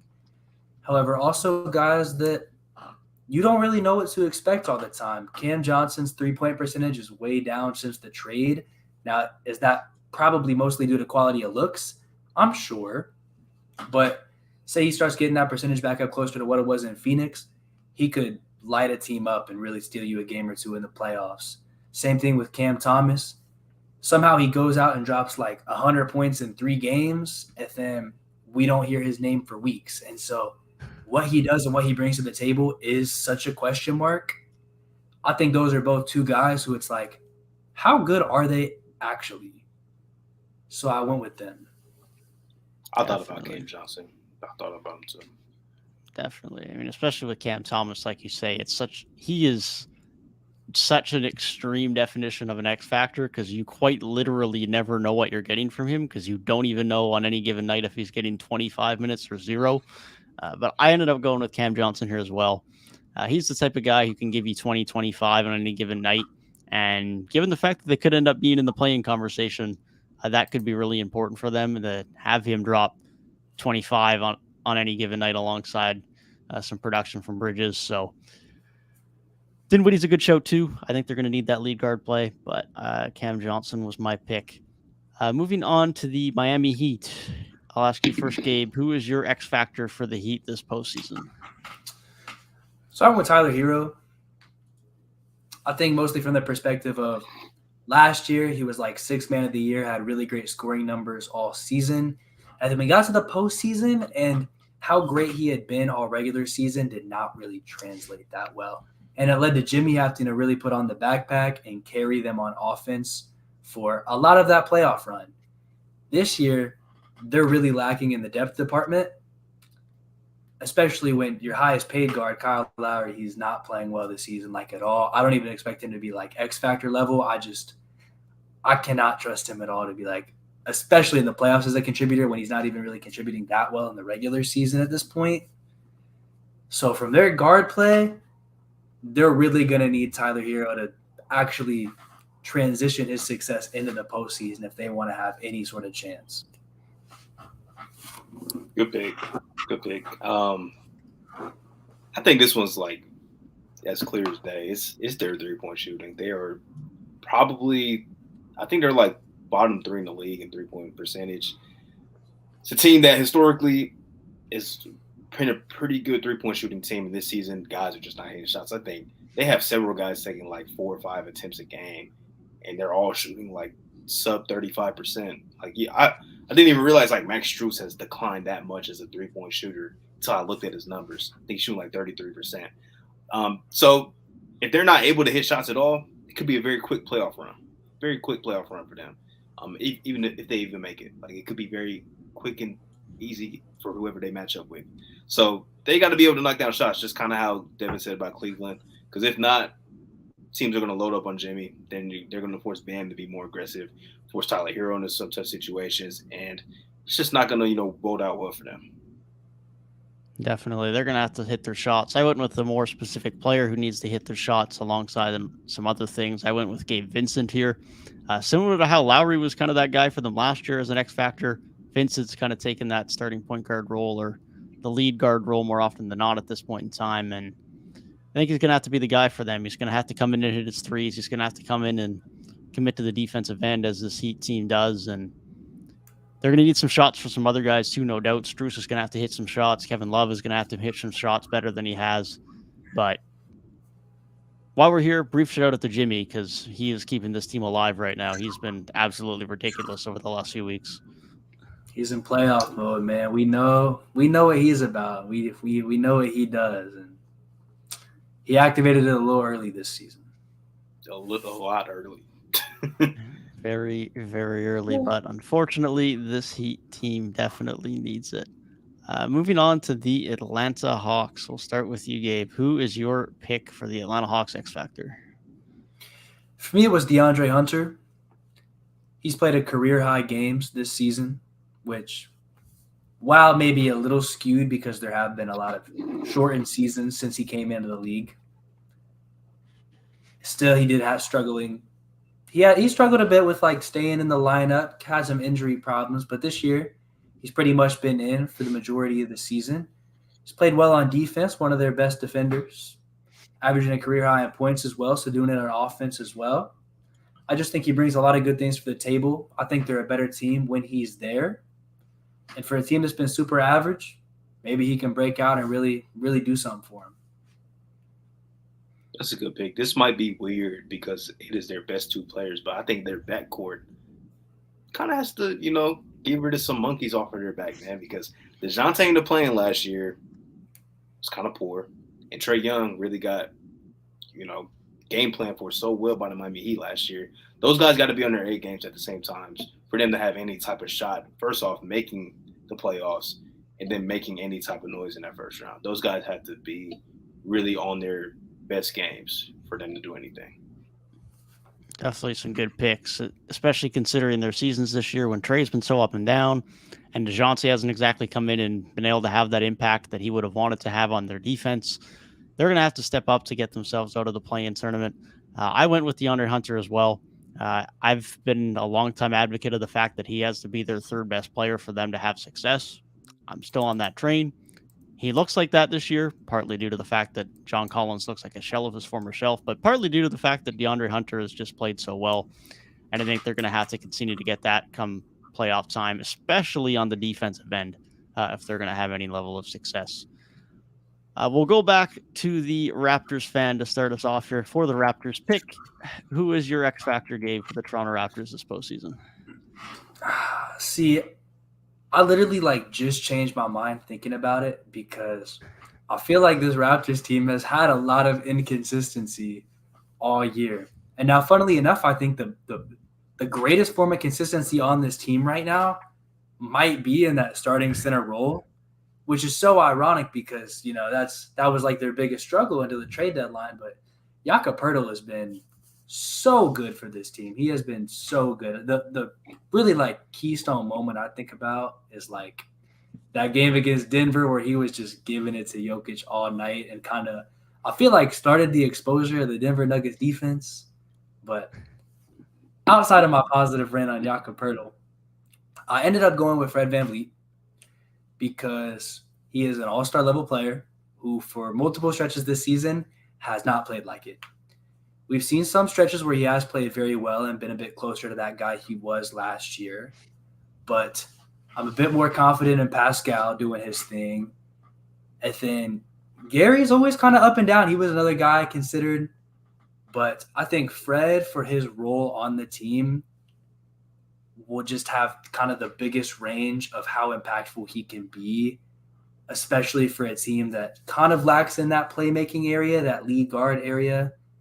His role just becomes so much more important, and him excelling in that is going to be key to them trying to make this push.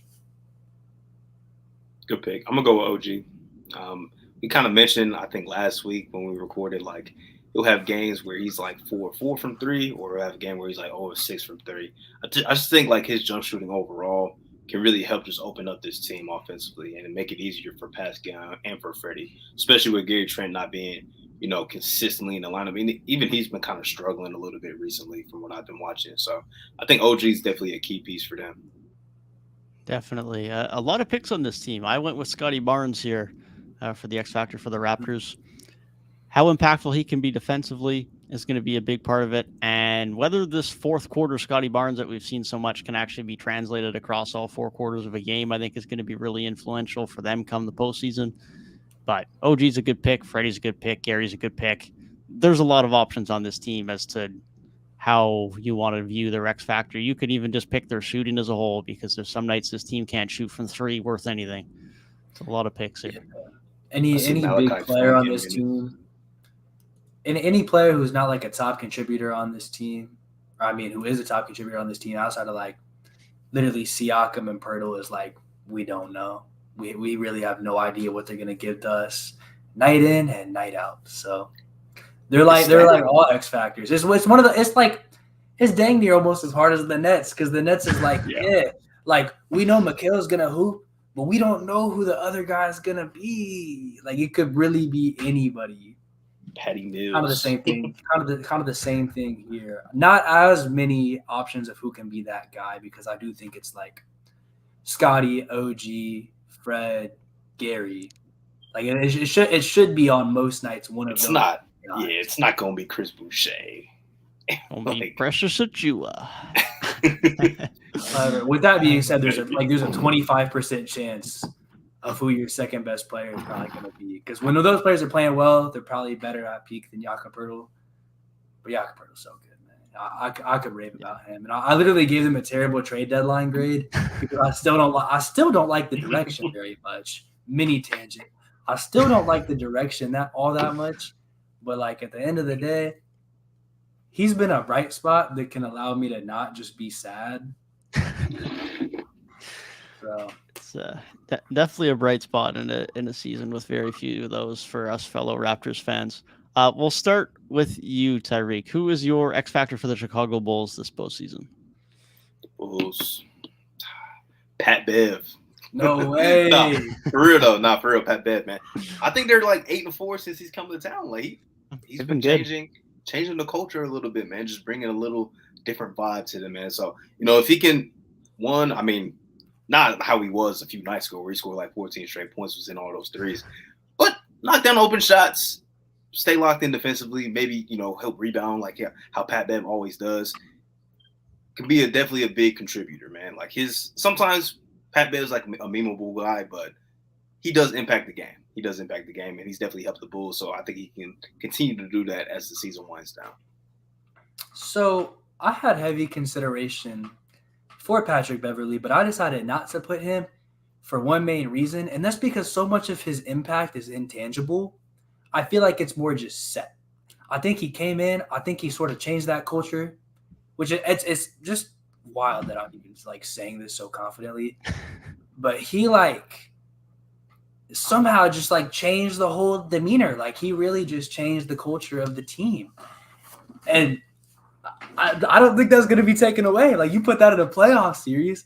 If he's hitting shots or not, he's still the same guy in the locker room. It's still an X He's factor. still doing the same stuff. Though. And I still think that he just like needs to just put in his effort. And I guess when I'm thinking X factor, it's like kind of that volatility of is he going to give it to you or is he not going to give it to you? We're not exactly sure. And that could change the outcome of this game. I think Patrick Beverley is going to give that to you regardless. Now, is he going to knock down his open shots? Maybe not. That's what makes him an X factor. However, I don't know if that's really what he's relied on to do as much. So, but because of that, I'll let you get your counterpoint. I'll let you get your counterpoint. I was just gonna say, in a playing type of scenario, they're gonna give Patrick Beverley those shots. I don't want DeMar killing me. I don't want Zach LaVine killing me.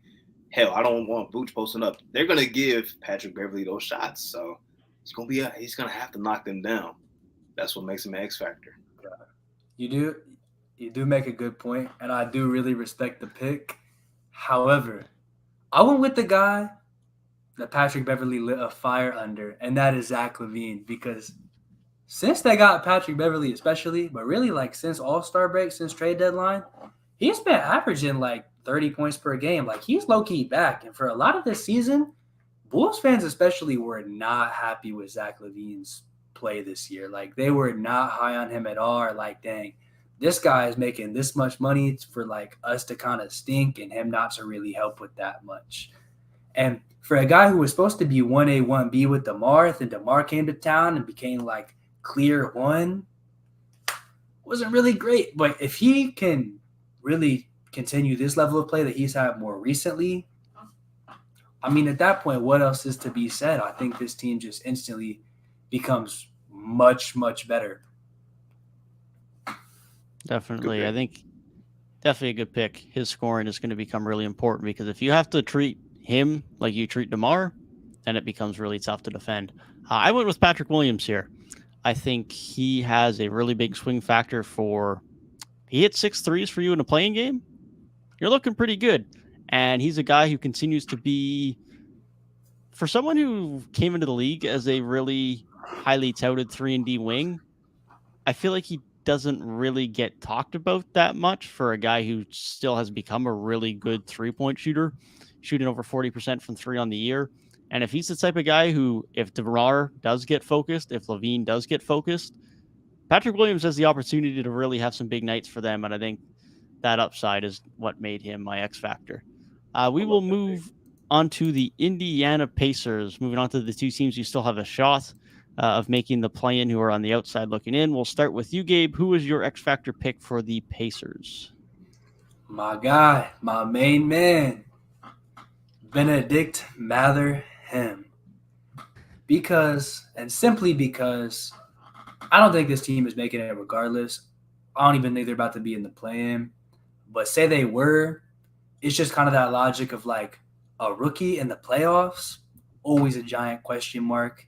I really didn't put too much stock into this pick, I will be honest, because I just don't think they're going to be there. I don't think there is an X factor because I just think they're kind of done. I think Tyrese being out kind of took them out of the running. So, like, I don't think there is a guy that can kind of propel them there. But who's the guy with the most potential to explode and really go somewhere? But also a guy that might have that question mark on his head because of the lack of experience. Benedict Mathurin probably fits the bill the best there, so he's my choice. Yeah, with Tyrese, it seems like they're kind of monitoring him a little more closely. Maybe not trying to play him. Definitely makes them a team that we're not excited about. But I'll just say Miles Turner. He has the potential. He's their now best player. With Tyrese being out, and he's had some big nights this season. He's had some big nights, some big scoring nights, and we know what he can provide as a rim protector too. So if he's playing his best basketball, he gives them somewhat of a chance to maybe sneak into the play-in. Definitely some good picks. I went with Miles Turner as well here. Like you say, their best player right now with Tyrese out. Quietly had a career year and could be a swing factor in a play-in game if they somehow get there. Moving on to the Wizards, I had a Bradley Beal trade here, so you can tell where my mind's at. But Bradley Beal, either way, is probably the swing factor for them. I just hope it becomes in an off-court situation and not an on-court situation. Kuzma going to a bigger city that allows him to travel home and overseas.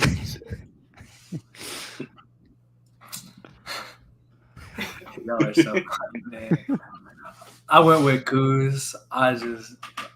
I did not put much stock into this decision. The Wizards are not good. I don't think they're, once again, like before, my definition of an X factor. This guy, his play can change the outcome of these games, of your season, of a series. They are not getting a series. They are not getting a play-in game. No matter what happens at this point, I would put a lot of money on that. And if they did get there, they're not going anywhere in it. It would probably be like situation with like when the Hornets made it twice in a row and got blown out by like 40 both times. Like, this team is not good. I know we rag on the Wizards a lot. Nobody is really changing. Nobody is changing the outcome of this season, except honestly, what Devin said, a Bradley Beal trade. Because getting off of that, like, I'm not saying that I've done good. Hour 36 in. I haven't said the word because we haven't freaking talked about it yet. I'm still not going to say the word. But that's like a I can't even do it. But until the Wizards get off of that $50 million a year for a player who is probably not top 25 anymore, it's over, man.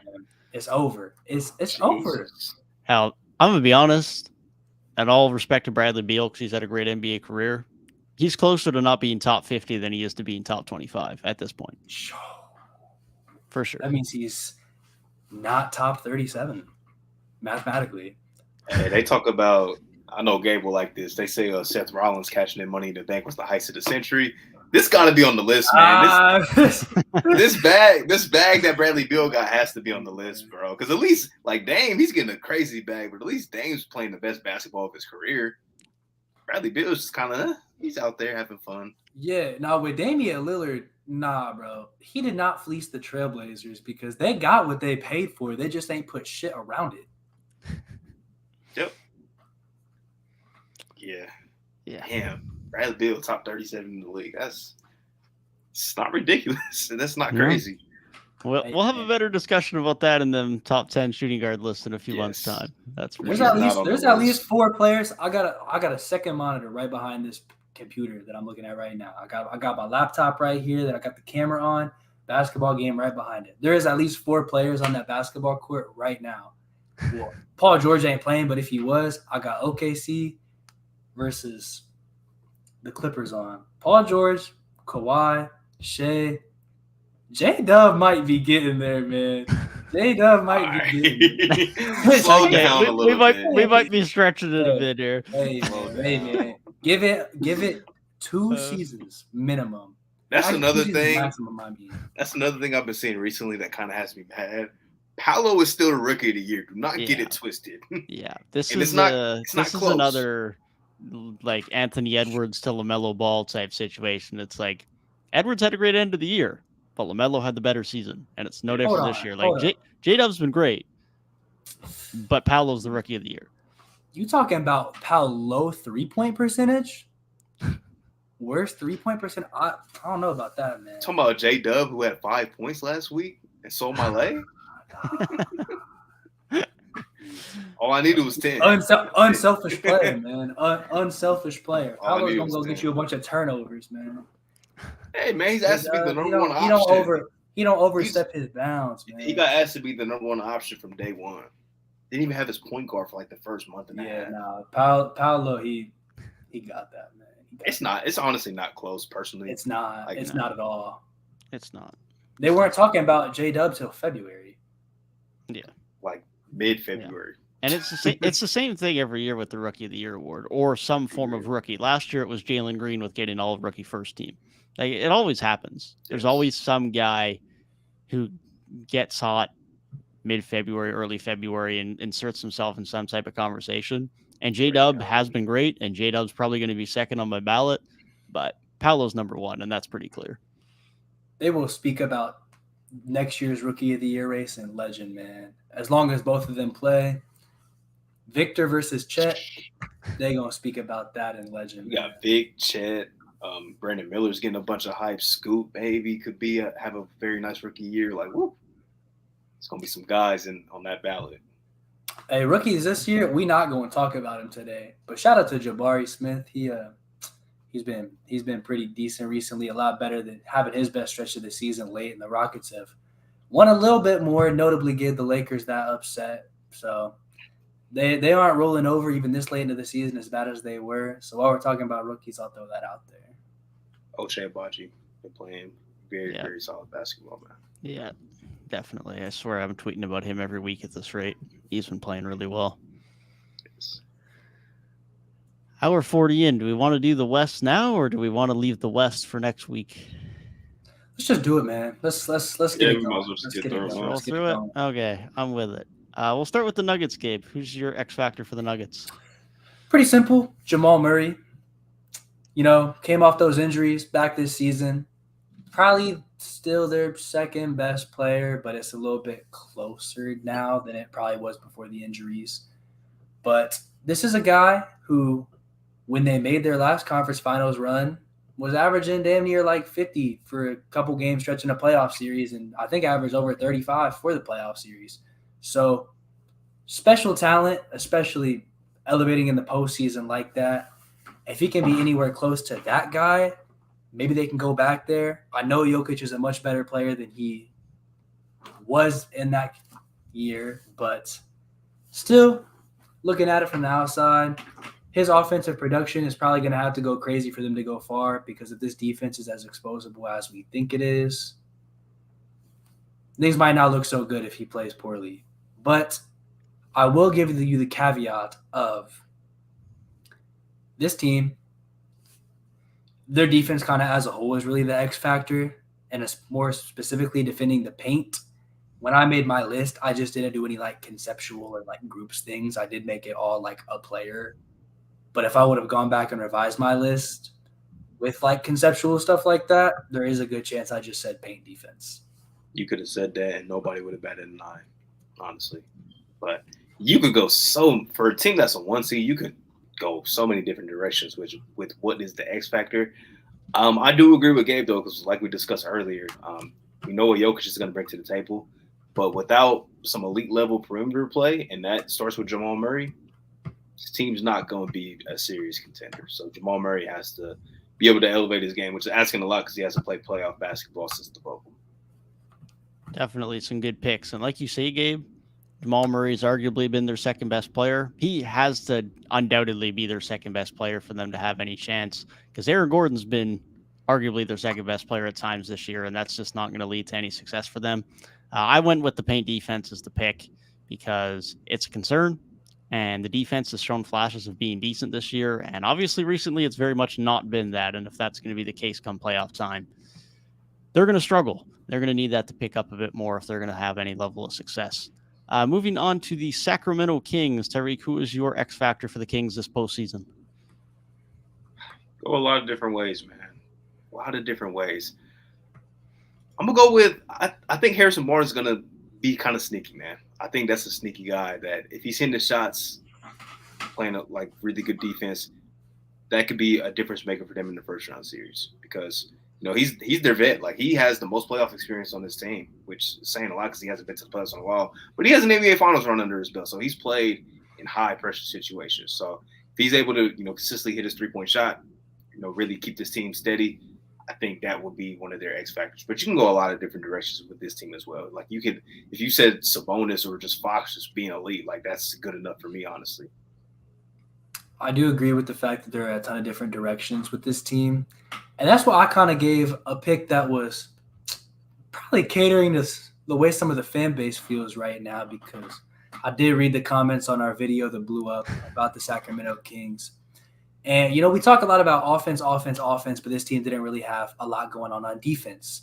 And they made an acquisition and have a guy who's now been in the starting lineup for a while, who a lot of the Kings fandom is saying has been really nice for their defense, especially on that perimeter towards that wing area.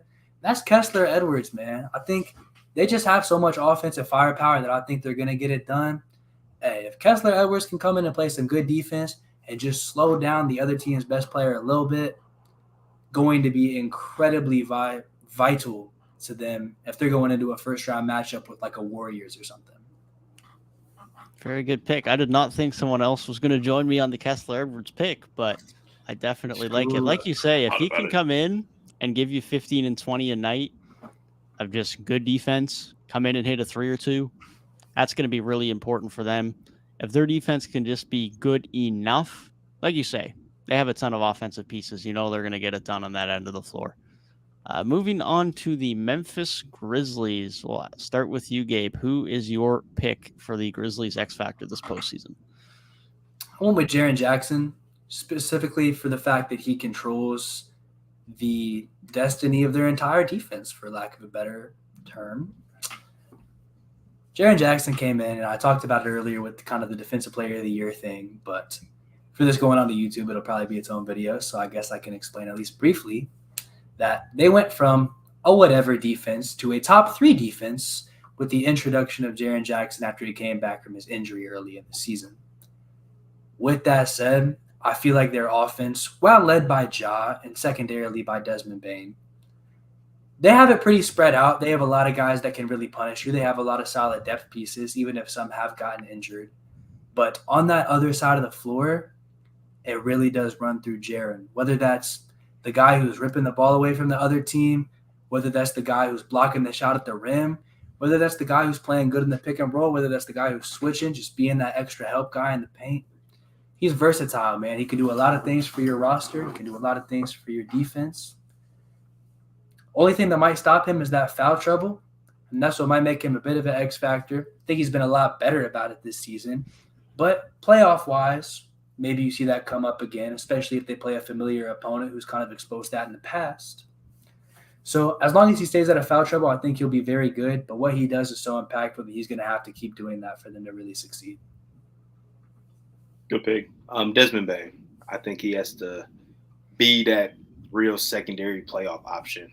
We've been seeing it all season from him. He's even been able to step in when Ja's been out, but he needs to really be a consistent second option for this team. Like, giving him maybe 20 a night every single playoff game, maybe even more. Like, he has to be that undoubtedly number 2 guy for them.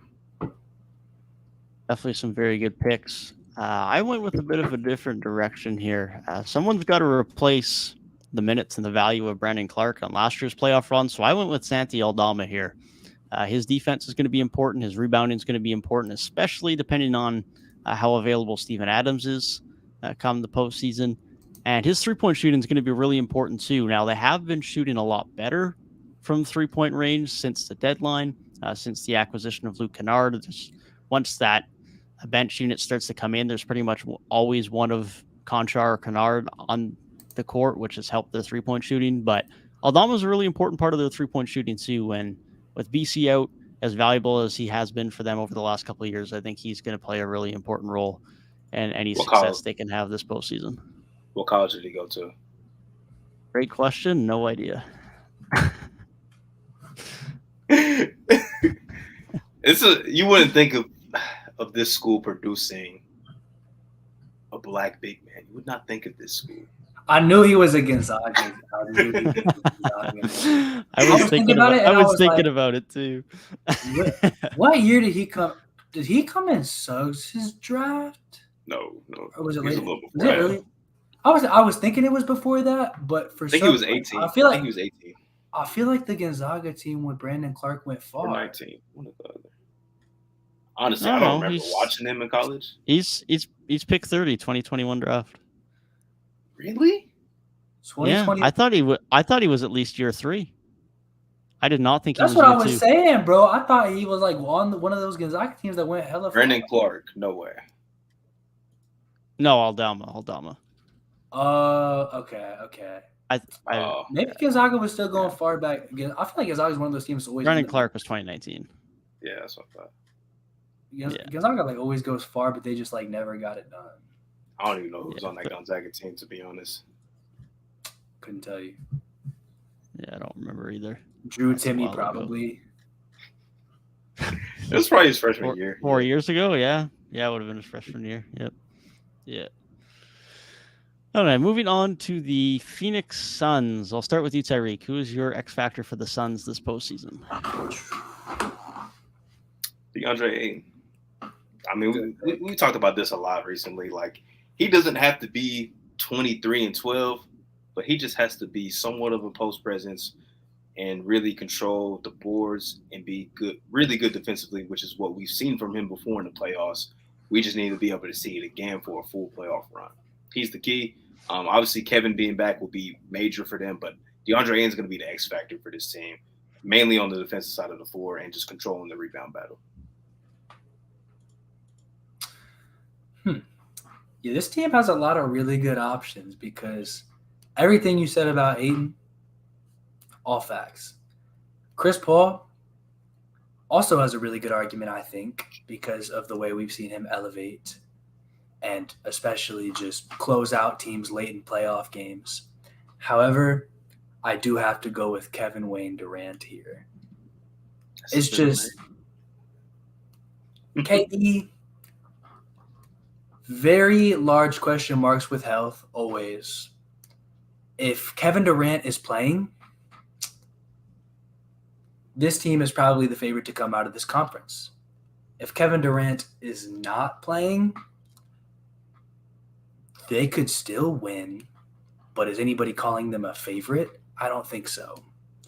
He genuinely has the most sway on a team's success that there's like a reason, like an actual reason to like be worried about that sway of probably any player in the league. Only other players who have as much sway on a team's success as KD, players of that caliber, you know they're showing up. You know Jokic is going to be there. Luka's going to be there. All those guys, Giannis is going to be there. We don't know if KD's going to be there. You never really do. You don't know what kind of shape he's going to be in. But he really takes this team from like one of the top teams in the West to a top 3 team in the league.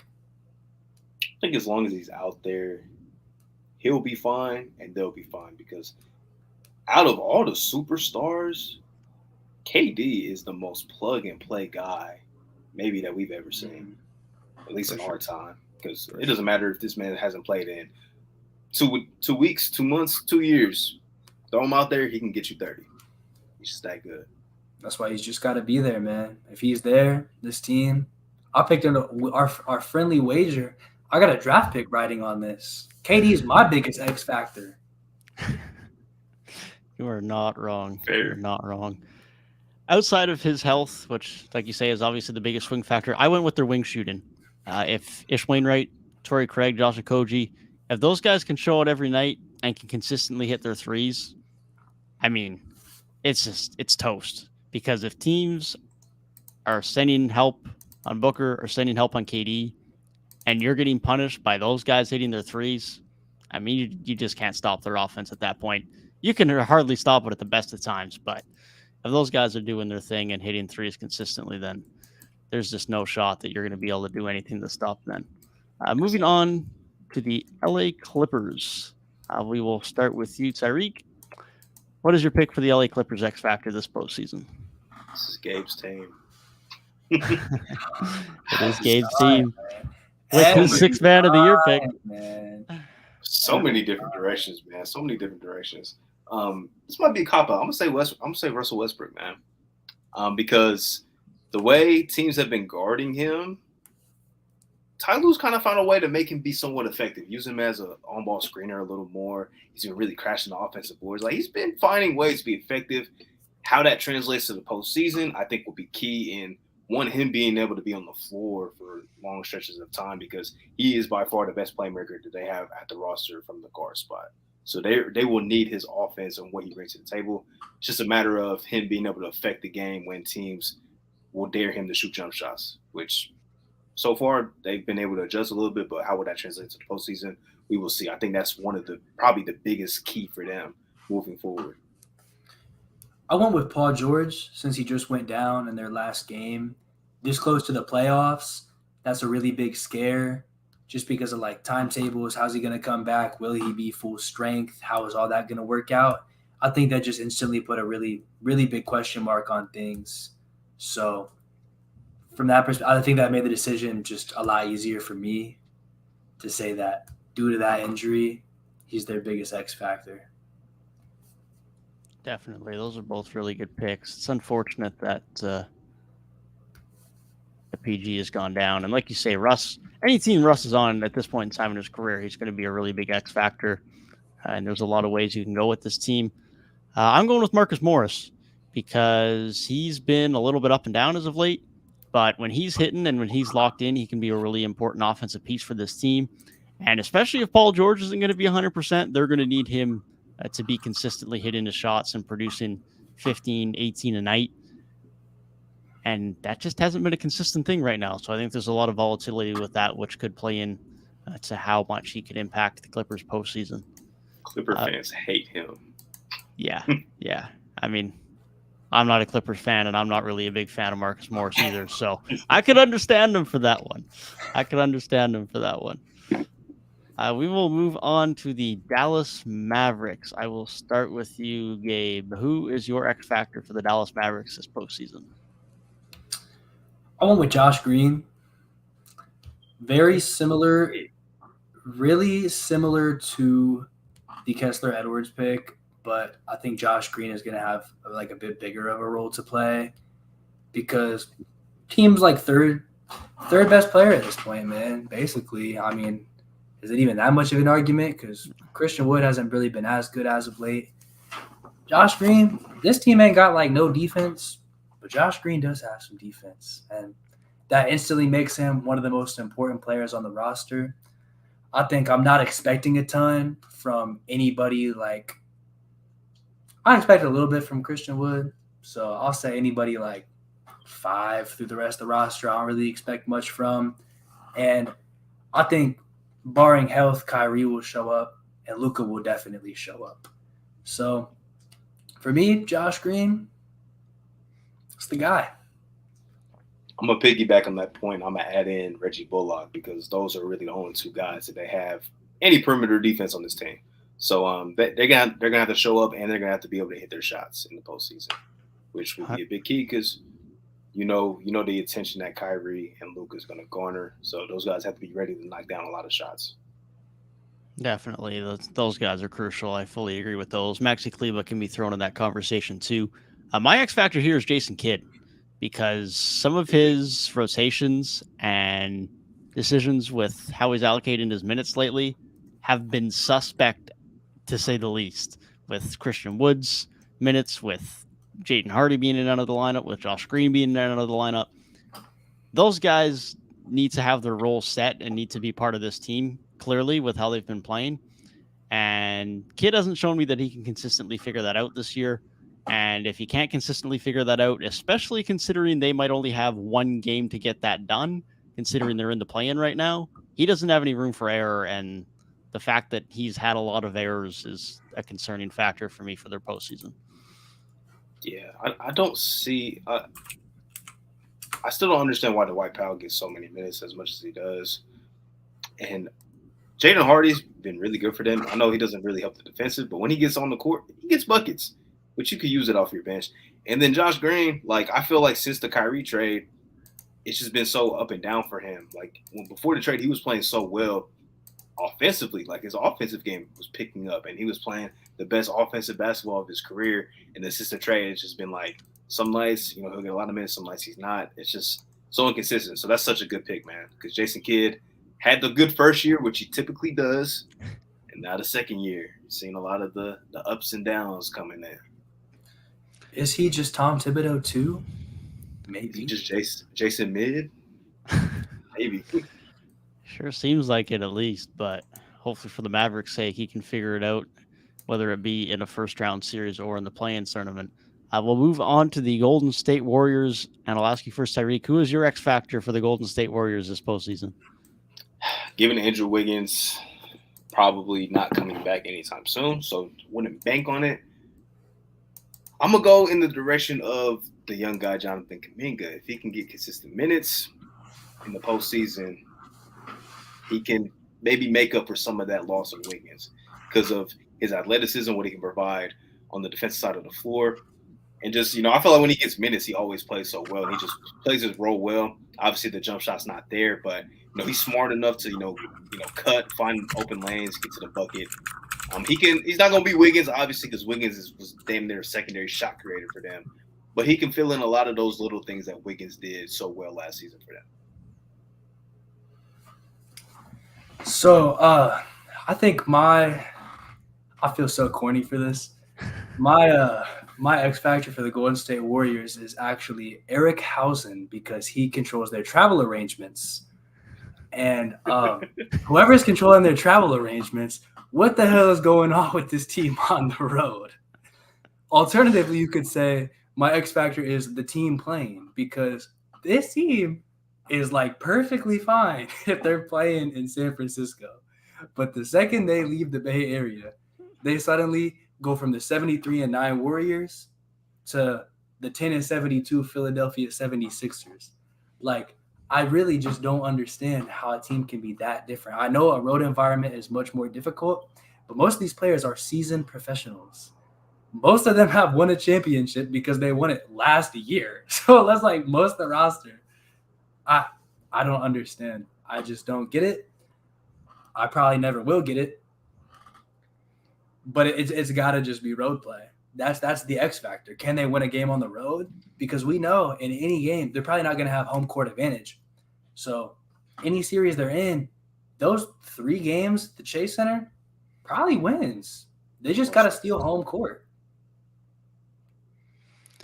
Yeah, if those guys can figure out how to run on the road, they're chilling. But, man, definitely an anomaly of a season for them in that regard. My pick here is going to be Gary Payton. Looks like he's going to be gearing up to play pretty darn soon. And their biggest problem on the road is they can't defend at all. And if they can figure out how to defend a little bit more, which Gary Payton is going to be a very big part of, they might have a chance. So making sure that he is healthy, that he is ready to give you 15, 20, 25 a night, and is playing at a high level could end up being the biggest swing factor because their biggest swing factor is road play, and he might be the biggest piece that can impact whether they can actually steal a game on the road. After Poole, it should be Gary Payton and Kuminga. Those should be the next 2 guys off the bench. Don't give Anthony Lamb minutes. No. The fans don't like him. He kind of stinks. Don't give him minutes. He's not a good person. So don't give him minutes.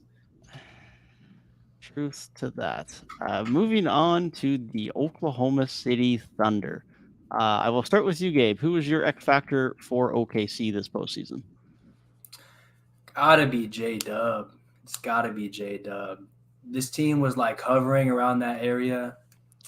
A little bit under 500 in the mix, but not really like just a tiny bit below the pack. But over the last like month and a half, he's really came up. And at the same time, this team is finally like at 500 and they're up there at like the top of the plane instead of the bottom. Like they look quite good. There's a lot of directions you could go with this team as well. Just with so many young guys, there's bound to be a ton of volatility. Their experience could be the thing to bite them. And you could probably say the lack of experience could be the X factor itself. But if I'm going to go with anybody, it's the guy who's been showing out lately, because if he can keep this up, it gives them a much better chance. Yeah, you could say almost anything about this team, and you can make a compelling case. I'm going to go Lou Dort, mainly because I want to see his impact.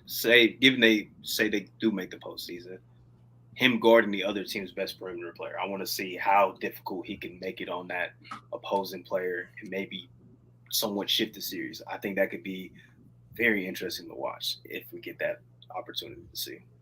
Game No, 7 definitely. legend. Definitely be very fun, especially when you get in situations where a guy as elite as he is defensively gets the game plan for a star on the opposing team day after day after day over the course of multiple weeks.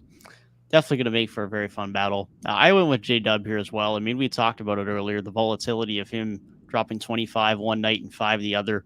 He's going to be really important for how he ends up swinging things for OKC in the postseason.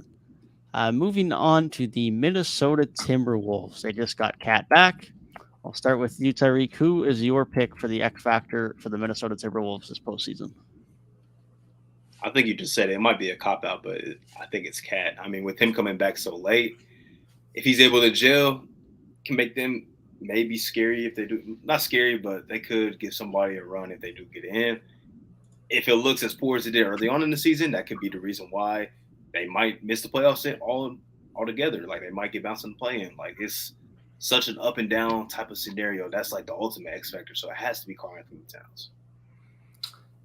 Yeah, the main thing I have written down is just star health, because Cat just coming back, that's one thing, but then also Anthony Edwards is out, and so he should be coming back in the next couple of games, and now they're both going to be kind of freshly back, and especially freshly back together, because once Ant comes back, it'll be their first game together since like November. So there's a lot of figuring out to do there, because this roster, the Rudy Gobert Timberwolves, they ain't really played together much, and they haven't played together since November, and the season started in October. So they had probably under a month of time playing together total, and now they're expected to go into like must-win games. And they've made trades. The chemistry of the stars here is of the utmost importance, and probably the biggest thing for this team. Definitely. I would agree with that. I also want to mention and in part shout out to Jaden McDaniels as well. He's been playing some great basketball as of late. Been great defensively all year, but on the offensive end is starting to take a bit of a step over the last couple of weeks. And if he can continue to show that level of offensive production, that could be a really big swing factor for them as well. Moving on to the LA Lakers. Got a bit of an update today as we're recording this on the 23rd of March on LeBron's injury today. Still waiting to see exactly when he'll come back, but it's clear at this point that he's not going to be back until at the very earliest, the back end of the regular season. We'll start with you, Tyrik. Who is your X factor for the LA Lakers this postseason? I think LeBron also said those reports were Cat. That could be true. I think that could be true. Which is crazy because I think Shams reported it. I'm like, Shams washed. Yeah, I'm digging back into the Anthony Davis well.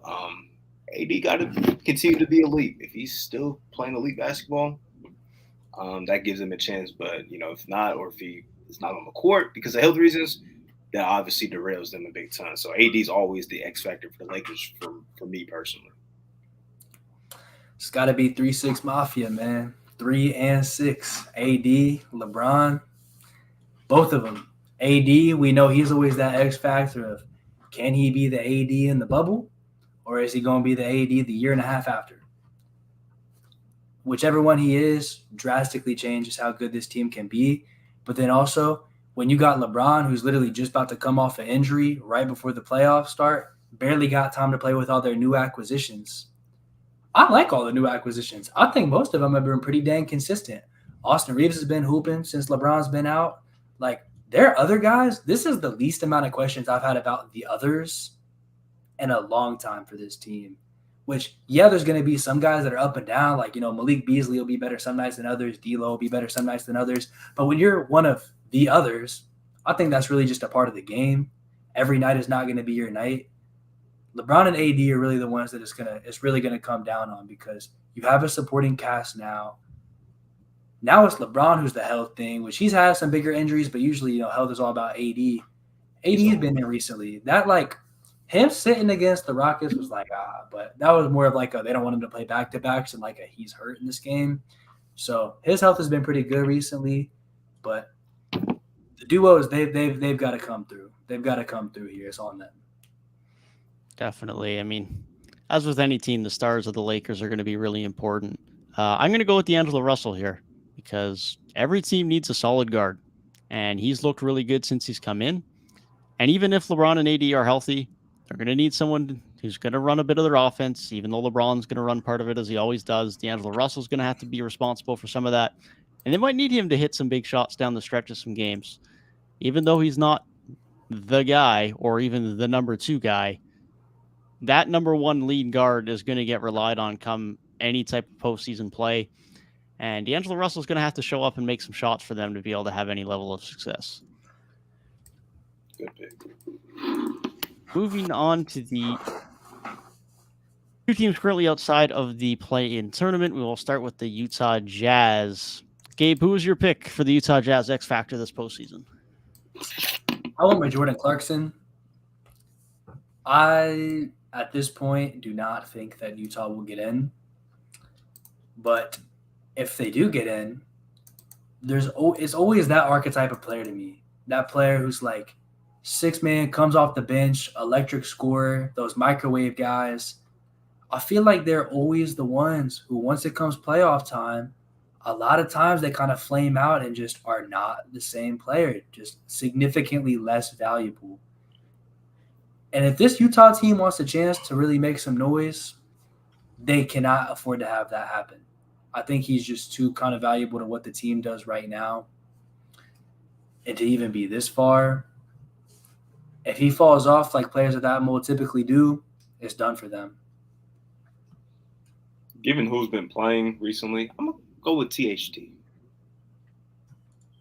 Don't really got too much to say. I agree with Gabe. I don't think they're getting in, which is not really a disappointment, looking, complete surface level. But I don't know. THT can have some big games down the stretch. Maybe he can increase their chances of maybe getting in. But we all kind of agree it's more unlikely that they make it into the play. For sure. Definitely good picks. I went similar to you, Gabe. I said a combination of Colin Sexton and Jordan Clarkson. A, are they in the lineup? Because they both haven't been in the lineup over the last couple of weeks. And B, if they are in the lineup, they have that type of volatility where they could both drop 8 on terrible efficiency, but they could also both drop 25. And that's the type of volatility that is going to decide whether Utah can get in, and then from there, whether they can get themselves through the play-in tournament. Finally, for the Pelicans, I'd imagine we all have a pretty similar mindset here as to how they'll actually be able to have a bit of a swing for an X Factor, but I'll still ask the question, who's your X Factor for the New Orleans Pelicans, Gabe? So I do actually have a name written down, but wow. the elephant in the room is Zion get healthy. Last year they didn't have him go to the playoffs, have a competitive first-round matchup against a team that flamed out, but a team that was the best regular season team in the league. Come around this year, playing so well, 1 seed, Zion goes down, they've fallen off this hard. I still like the coaching they got over there, still like the roster they got over there, a lot of good supporting pieces. Zion get healthy. For me, the name I wrote down that's actually there's a chance. I wrote down Trey Murphy just because I've seen some really big flashes out of him this season, some really good moments. So dang near more of a shout out than he's going to change the whole season because he's been hooping, but it's get healthy. Yeah, that was a player I have written down too. I mean, because we saw Trey Murphy in the play-in last year have a big-time performance. I think it was in the fourth quarter where he just was lights out. So he has that type of volatility to where he can really light it up. We've seen him have some big scoring games this season too. Really has stepped up his play.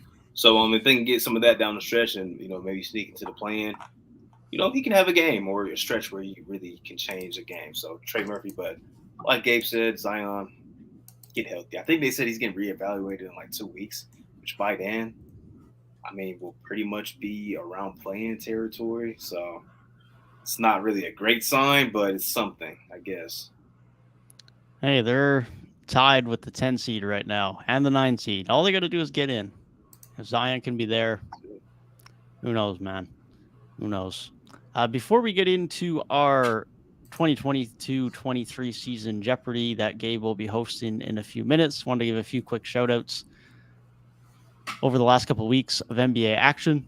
David Roddy and Xavier Tillman have both been playing very good basketball for the Grizzlies. David Roddy, being a rookie for the Grizzlies, is coming in and having a few really good shooting performances, is trying to give himself a bit of a shot in the rotation. And Xavier Tillman is looking pretty solid in a bit of a Steven Adams replacement role, giving me real Kevon Looney vibes, if I'm being honest, with how he's been playing the last couple of weeks. Fred VanVleet has also been playing some much better basketball over the last few weeks with the Raptors after a lot of hot and cold stretches, as we've talked throughout the episode today. Zach Collins has very quietly been playing some very good ball with the Spurs over the last few weeks on a team that continues to just push for Victor Wembanyama. Matisse Thybulle has silently been shooting over 40% from three since being acquired by the Trailblazers at the deadline. The Trailblazers might have actually done themselves something decent with the Josh Hart trade if he can continue to shoot the three ball pretty well. And as you mentioned earlier, Jaden Hardy's been playing very well in his role with the Dallas Mavericks over the last couple of weeks with some injury time with Luka and Kyrie. And shout out to Nick Richards for getting his extension as well in the last couple of days, getting a 3-year, $15 million extension.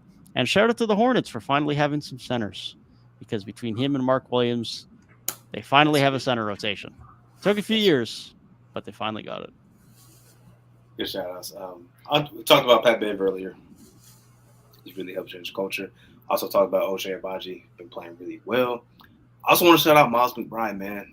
Deuce, he's been playing really good backup point guard minutes for the Knicks. I just love his defense, man. Like, he really comes in, knows what he's going to do, play his role on the defensive side of the floor. And he's an Ohio guy, so I got to give love to the home state whenever I can. Yeah, I was going to go with Jaden Hardy for his career night the other night. And then I also just wanted to give a shout out to Kat for finally getting back into the lineup. Just missing that much time in the season, being able to come back because it's time to ramp up for playoff time, coming back in the crunch time moments, got to respect it. Definitely. Does that mean that it's trivia time? That would mean that it is trivia time. All right. I guess let me share my screen, man.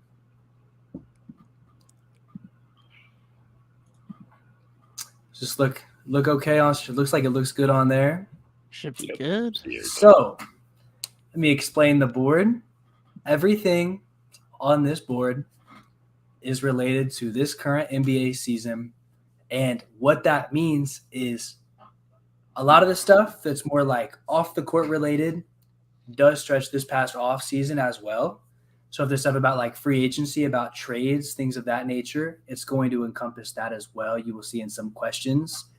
The wording of some things might be a little bit complicated. If that does come up, feel free to ask, because there are a couple questions that I left some like notes on just to make sure that everything was able to be well understood. So with that said, let me go over the categories we got for you here. Scoring Boom took its own category because we know this year the scoring has been at an unbelievable pace. Just everybody seems to be dropping some crazy numbers, whether that be from the team perspective, the individual perspective, all across the board, even from an all-time perspective. On the move, that could be trade deadline, that could be free agency, that could be off-season trades. Nothing about draft in there because that's more of like moving from college or overseas to the NBA rather than actually like moving just from team to team. So I didn't really include anything there, but that'll just mostly be players who are going to new places. The numbers game, it's going to be some stats, and you're going to tell me whose stat is that. Now, once that comes up, I'll probably give like a hint or two because, you know, there's so many players in the NBA that you guys can kind of decide amongst yourselves once you get there. Like, do you want like position or like conference or like, you know, something of that nature, something that you guys agree on to make it a little easier for you. Kodak moments is more just like a big moment that happened, which means some of the questions might be a little bit easier because, I mean, there's big moments, so you're probably going to be more likely to remember it. But I do think especially this 500 is really going to throw you guys for a loop. And then miscellaneous is pretty self-explanatory, just stuff that doesn't really fit exactly into other categories, but could relate a tiny bit because, you know, just not close enough to really be in with it. Okay. All right, let's do it. Okay. How do we want to decide who goes first? Tyrik has won one and I haven't, so I was gonna say, I Home think court advantage. because Tyrik Seems about has not lost. This is Devin's legacy game. I'm currently 1-1, and Tyrik is 1-0, and Devin is 0-1. So to have full equality across the win-loss record of 3-Point Weekly, it is Devin's 2011 finals right now. we'll see how much parity there is in 3-Point Weekly. We will. I love the idea of the numbers game. So I'm going to go, just for clarity, is it like full player stat lines? It's not like a game stat line, it's season stats. Yeah, that's what I meant. So it's like that? Okay, gotcha. Let's go numbers game for 200, though. 200. Starting off kind of small. 6. Buzz. Oh, Yes. Jaren Jackson. yeah. Jaren Jackson. I needed to look at those block numbers way quicker. I know. Yeah, I was about to say. That's I why saw it's at the 200. I saw the low rebounds. I was like, what Mhm. big is bad at rebounding? And then I saw the blocks. It's like, oh shit. Yeah. That's why he was at 200, man. I should have got that way quicker. It wasn't that hard of a question. If I am a little bit slow on looking at any of these, I did make this like probably Saturday or Sunday to get ready. Same thing with the stats might not be exactly what they are, but it shouldn't change the answers to any of the questions and make anything too crazy just because we did postpone the podcast a couple of days. For sure. It is back to the board is back with you, Devin. The board is back with me. Let's go numbers game 300.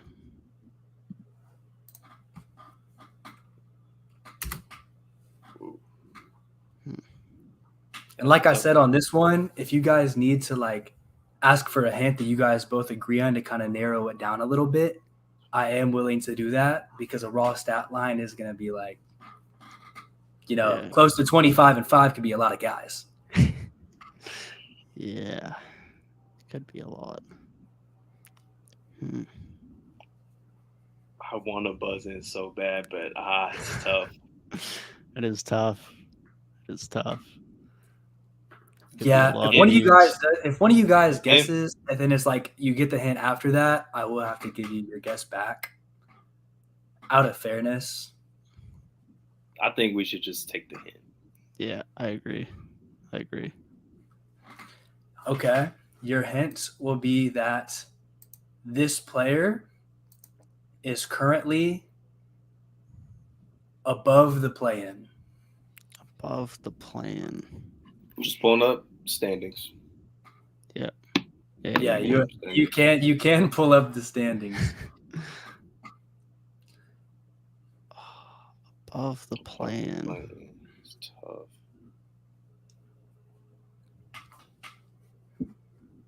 It's the assist and rebound numbers that are just throwing me for a loop. You and me both.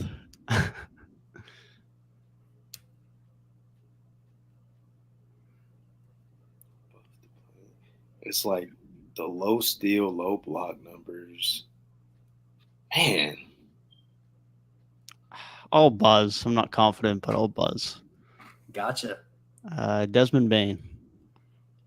That is incorrect. That's a hell of a guess because I was just thinking Desmond Bane. So. That is a hell of a guess. Points seemed a bit low, but I feel like I haven't seen Desmond Bane's stat line in a while, but I feel like he would have more steals than that. I don't know. he might. But look now. His points per game was pretty high too. He's probably he's not doing his points are at 21, and he's at 5.1 rebounds, 4.3 assists with 0.9 steals and 0.4 blocks. That's actually a really similar stat line. Yeah, he was much higher before he missed a bit of time. Yeah. Okay. I'm happy with that guess. It's good. Good guess. I'm gonna say this is probably wrong, but Chris Middleton. That is incorrect. Yeah. The answer is Tyler Hero. I did not think he was getting boards like that. I almost gave the hint of this player won an award in the past like 3 years, but I thought that might make it a little bit too easy because how many players are winning awards at 20 points per game without having like crazy defensive stats? Yeah. I was gonna say Jimmy. But I'm like, nah. There's no way Jimmy's averaging less than a steal a game. Yeah, no. He's up there for steals. So that means the board stays with Dev. Still here, yeah. Let's go on the move 200. On the move 200.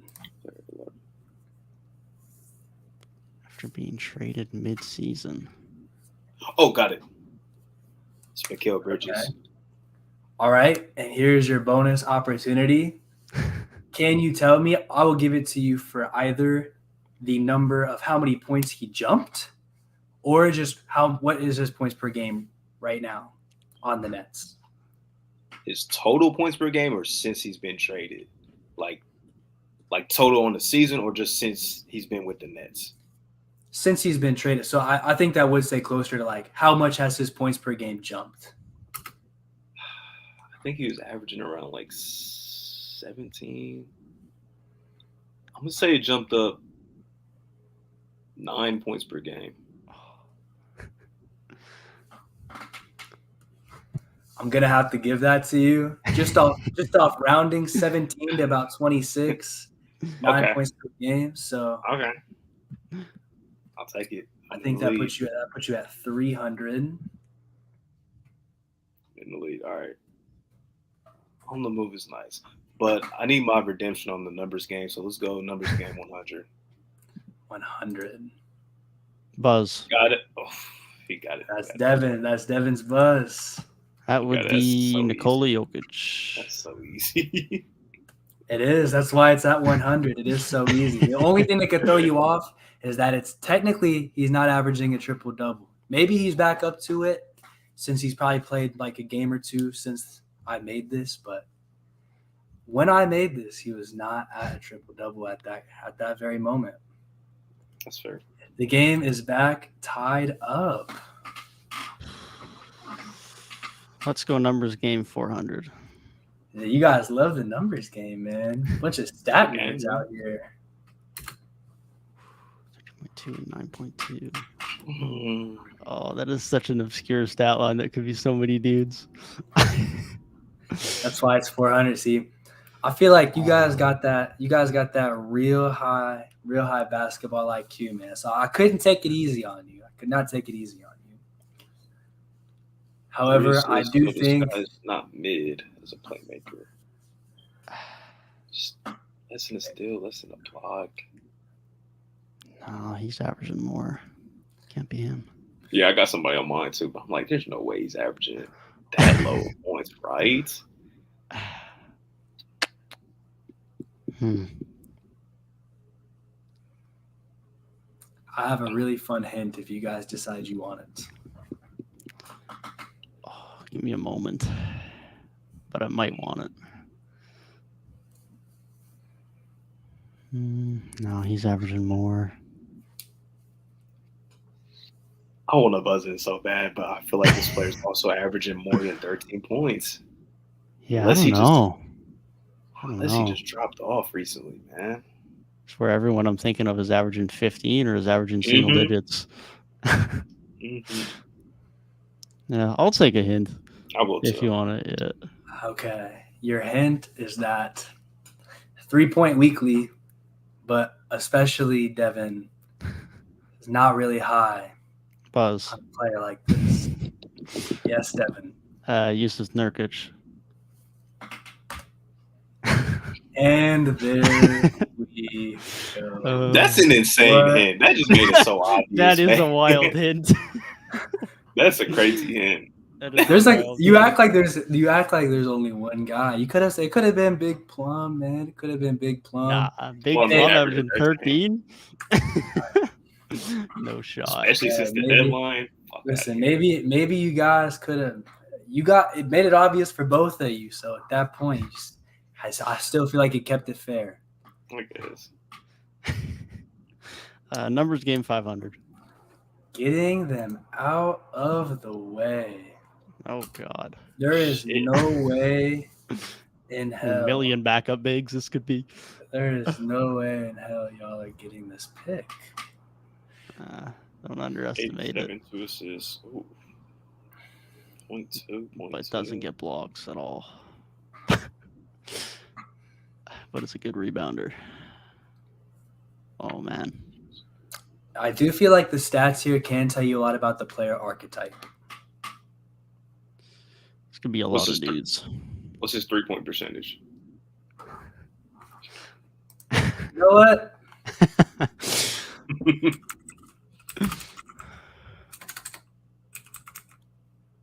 I feel like this could kill you if I tell you the answer. Like it could arguably, it could make it harder because It's either going to be 0 or it's going to be something mid. That a guy actually, his 3-point percentage this season is 33.6%. So he's like league average. So I don't know. Literally mid. Okay. Literally mid. Yeah. Okay. I'm gonna buzz in. Okay. Is this Zach Collins? That is incorrect. Damn, I thought that was a crazy pull. Fuck. That would have been a crazy pull. That'd have been honestly, crazy. That would have been pretty absurd of a pull. Man. This is crazy. That is tough. Give me Isaiah Hartenstein. It is not Isaiah Hartenstein. Your hint for this would have been that he played for multiple teams this season because the answer is Kevin Love. Wow. Okay. I don't think I would have got that. Caleb still putting up 8 points per game this season, man. I feel like that might be a little bit more than you might think because you are not hearing his name a lot, but was a buyout candidate. I thought maybe you'd think of like some one of those like white shooting bigs when you see like no blocks, but big man type, backup big type stats. If you would have told me his Miami shooting numbers. Yeah. Okay. I need his Miami shooting numbers. I'll take it. His Miami shooting numbers are terrible. It's like 20. Yeah, it's like 20. They're really bad. Really bad. It's real bad. Okay, so we're finally moving off the numbers game. The board stays with Devin. Well, I'm glad I won that because that's where I was hoping I was going to win. That's my forte. Let's go on the move 300. On the move 300. Buzz. Are we including pick swaps? You can if you would like, because that means you will know the answer. Okay. I'm not going to, though, and I'm going to say 4. 4 is the answer that I had written down. With pick swaps, I think it makes it 5 or maybe even 6. But I did have the non-swaps, and Walker Kessler would have also made it like 5, but I didn't want to. I didn't want to include that, which is why I had to note that down. I don't know what's happening with Tyrik here, man. You might have to start taking this personal. Hey, man, I got off to a slow start last time, too, man. We're keeping the same composure. I'm going to be honest. I'm attacking the parts of the board where I'm feeling most confident, so I'll just put that out there real quick. Okay. Let's go on the move 400. On the move 400. This one should not be fast. This is going to take some counting, and I say this league year, which means this includes any All-Star that was traded during the off-season as well. Yikes. And the other caveat is that it's not just like this season All-Stars. It's a player who has been an All-Star. Oh, man. Who was traded this year. It's a 400, so it's not going to be super easy. Let me start writing out some names real quick. That's the thing. I want to hear some counting. We can fill up some of the dead space in the meantime. But anybody who's like watching and playing along, feel free to take out a little notepad, write down all the names you think from the time the Golden State Warriors won the NBA Finals to when the trade deadline hit. Did they have to have been All-Stars when they were traded, or could they have been an All-Star since? That is relevant to the question. if they were traded and then have been an all-star since, that would count. Okay. I think that only it counts for like one guy, but it is relevant to the question.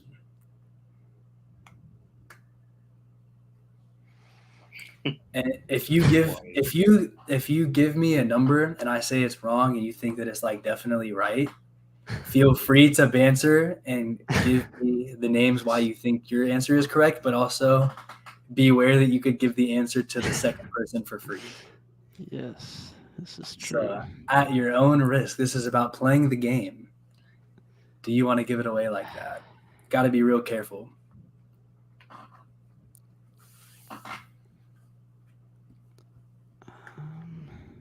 He was an all-star, I believe. Yeah.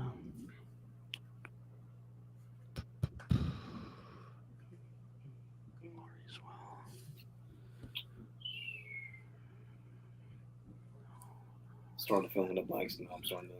Yeah, while we're sitting here during this counting space, I'll take anybody watching right now to remember if you've made it this far, feel free to leave a like on the video.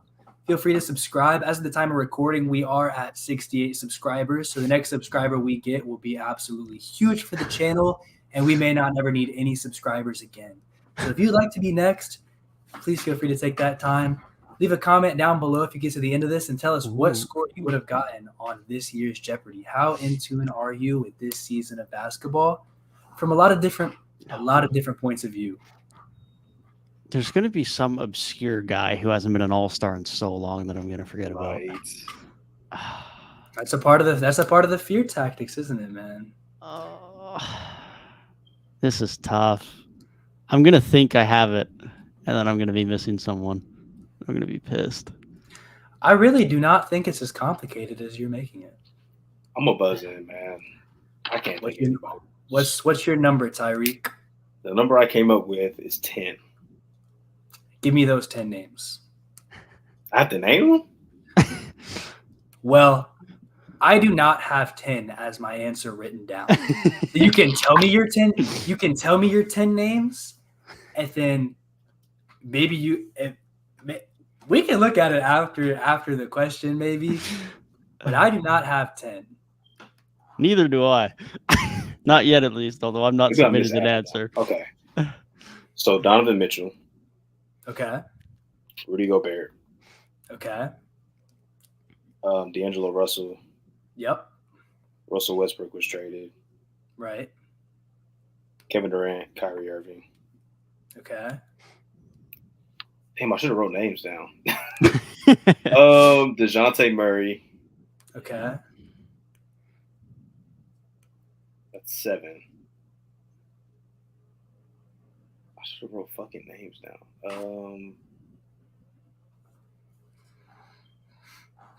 I think you got 6, unless you said 1, but damn, did I say 6? Hold up. I counted 6, but Dono, Rudy. I had Kyrie. Well, Devin, you can't say your names until you give me an answer. I still haven't heard you buzz in. No. But if you didn't have anybody that he just said. Y'all are talking too much. I can't even think of the names I just said. Okay, I'm writing them down. So yeah, Mitchell. Yeah. Mitchell. You're just giving the answer away. Devin still hasn't given his guess. What if he didn't know that Donovan? You told me to name them. Yeah, but then I said you could hold. I said you could hold off. I told you at the beginning. All right. I'm gonna write my names down. I'm gonna come back with mine. Okay, and if you get to 10 on the dot, no more, no less. If you can't name that 11th guy or realize that maybe one of those 10 you had was not an all-star or not traded this season. Oh man, this is brutal. It's a crazy question. I brought out the difficult questions for the top NBA minds. I'm buzzing. Let's hear it. DeJounte, Brogdon, Donovan Mitchell, KD, Gobert, Kyrie, D'Angelo Russell, Lauri Markkanen, and Russell Westbrook for 9. He's wrong. So Here's the thing, is that the answer is 9. However, Look, those are all the names I thought of. I just thought of fucking Kevin Love, and I realized this motherfucker was not traded. He was a buyout. Fuck. Oh, I did not have Conley, but you did not have Malcolm Brogdon. That is kind of hilarious. So I'm gonna let you guys decide.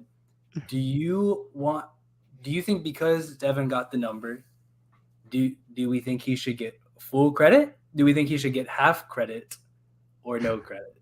Because he got the right number, but he did not get the right guys. Really? My question would. So it should have been 10. I just forgot Conley. I'm biased. I say he deserves no points. I'm happy with half. I will give you half to go in the middle because you did get the right answer. However, you were a bit misguided. They might hate that in the comments section. Half is okay. I can live with that. I was about to say, when you said that, I'm like, I gotta look up. I do not think that Malcolm Brogdon was an all-star. But anyways, half credit or not, that does keep the game and the board with Devin. I gotta make sure now. Malcolm Brogdon. Was Malcolm Brogdon an all-star? He was not. He would have stretches where he looked like an all-star. No, he wasn't. Right.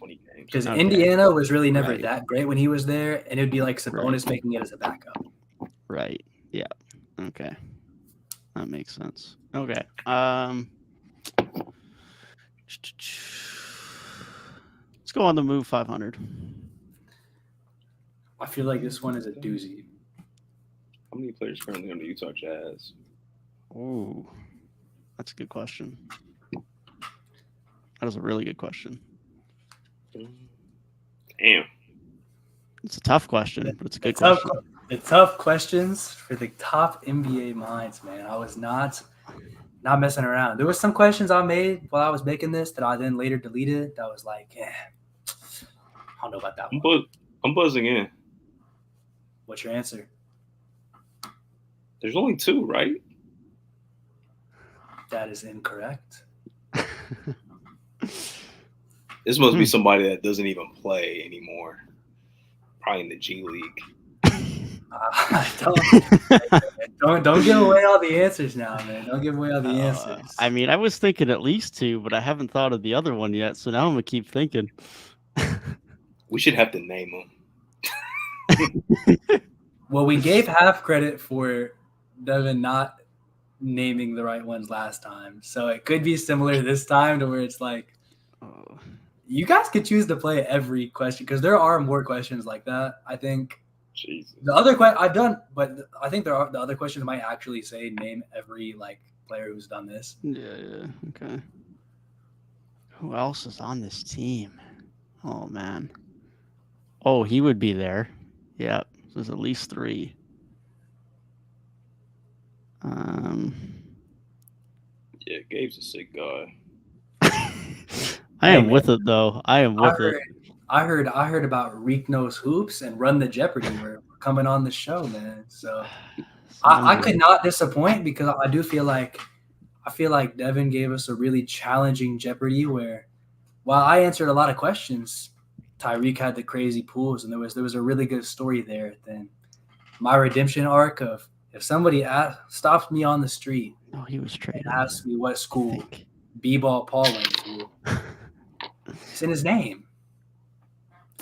I don't think I'm going to think of anyone else, so I'm going to buzz in and say 3.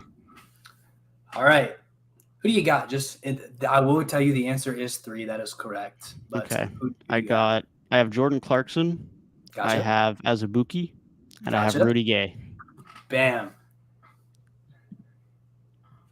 Great pool. Great picks. I thought Azubuike would be the hardest one to get there. That was the one I thought of first. I couldn't think of Gay.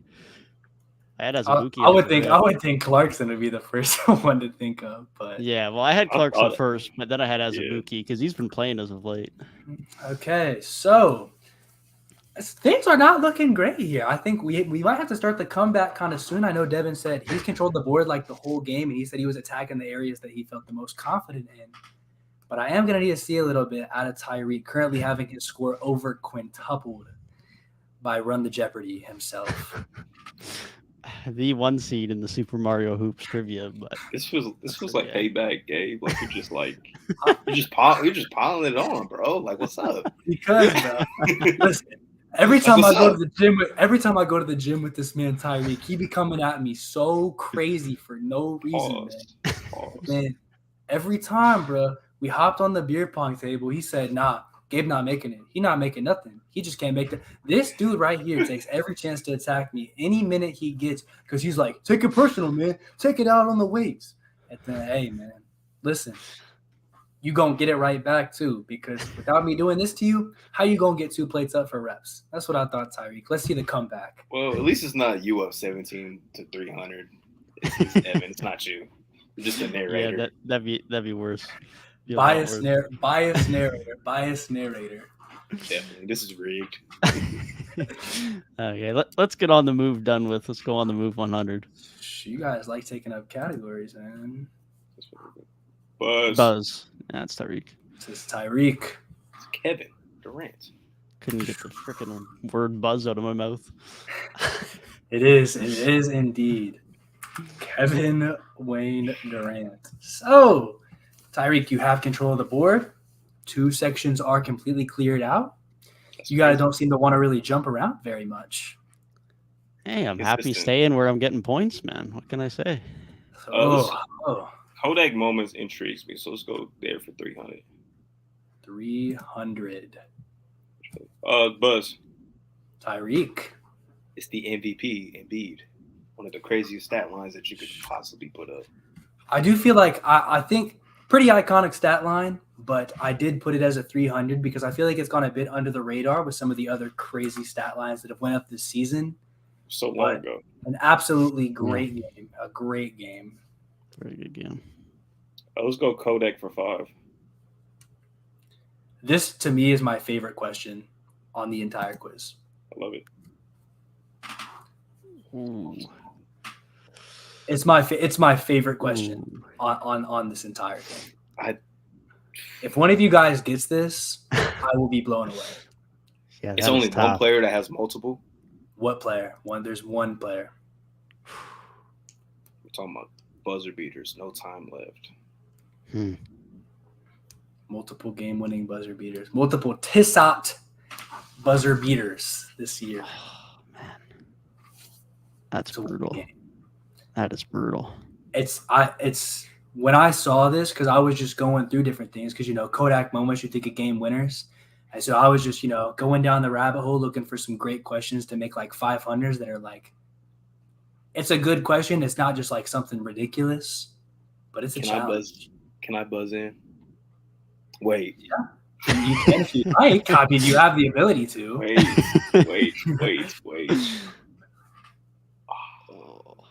I think I know.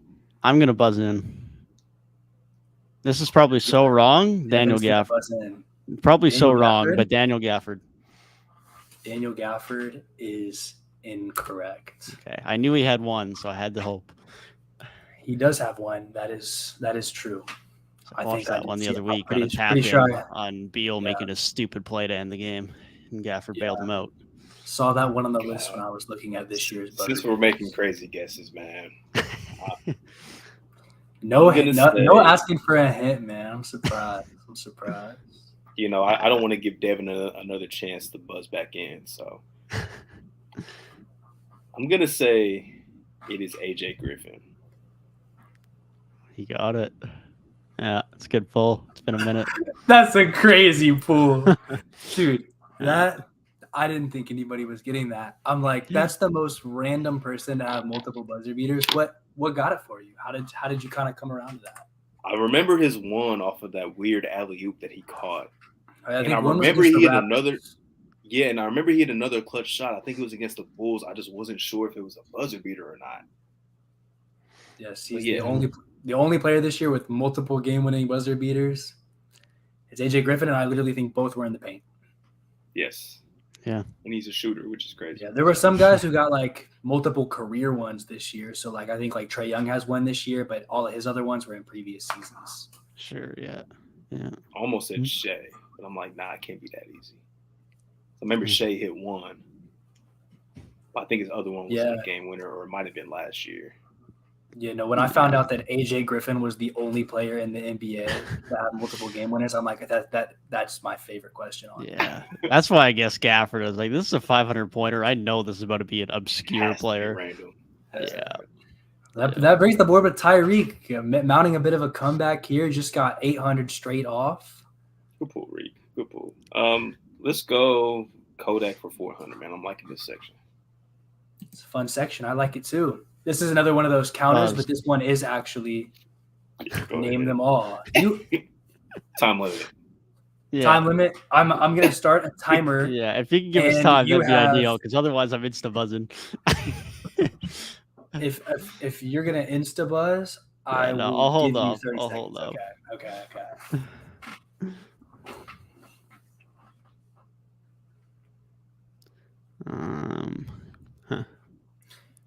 Should not be any complications here. I don't think there's any big caveat or anything. Like they all play. I'm assuming. Yeah, I was just gonna say. I'm assuming we're including injury replacements. Well, yeah, injury replacements count, but like none of these guys were injured. I don't believe. No, I don't think so.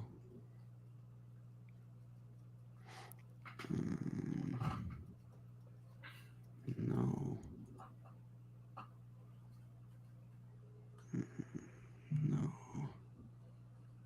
He would have been as well. Oh, hold up. Yeah, we will. Tyrik said he might have to reboot his browser. Some That's technical unfortunate because I was just about to buzz. Yeah, you might still be buzzing first when he comes back. We can cut this part out of the video. Yeah. When this gets uploaded, this will be a nice little. I think. Note at the 250 mark of the recording, we have a cut to make. Indeed. These are honestly like these questions that are like name every player who did this. I think these are the most fun, especially like if people are watching and playing along. Because I think videos like this can really catch on, could gain us some traction once they start going up. Because I think it's just fun to play along with quizzes and stuff. Definitely, some good stuff.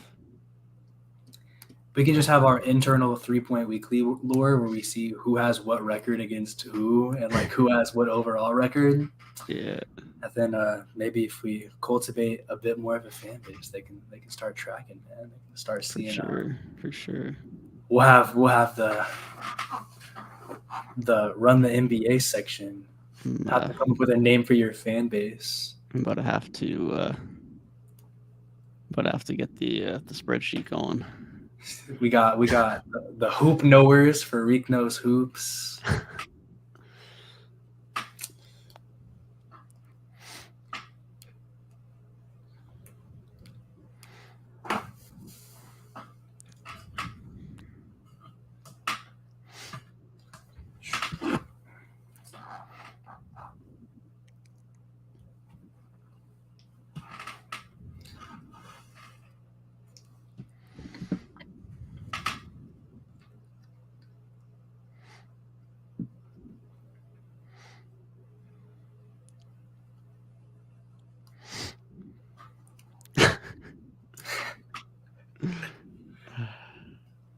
Man's gonna insta join, and I'm gonna say buzz before he can say anything. This question is so scuffed now, but you really were about the buzz. Yeah, I was. I think it's fair. The names were indeed written. Paolo was 2 of 4 from 3 tonight. He's balling. I will say with this question, if you like name every first-time All-Star, but then you name like an extra name, like somebody who either wasn't a first-time or just wasn't an All-Star, that will be incorrect. Okay. Noted. It's a 400 question. Can't make it too easy. Yeah. No shot. No shot is internet. Dude, that happened to me like literally less than a week ago.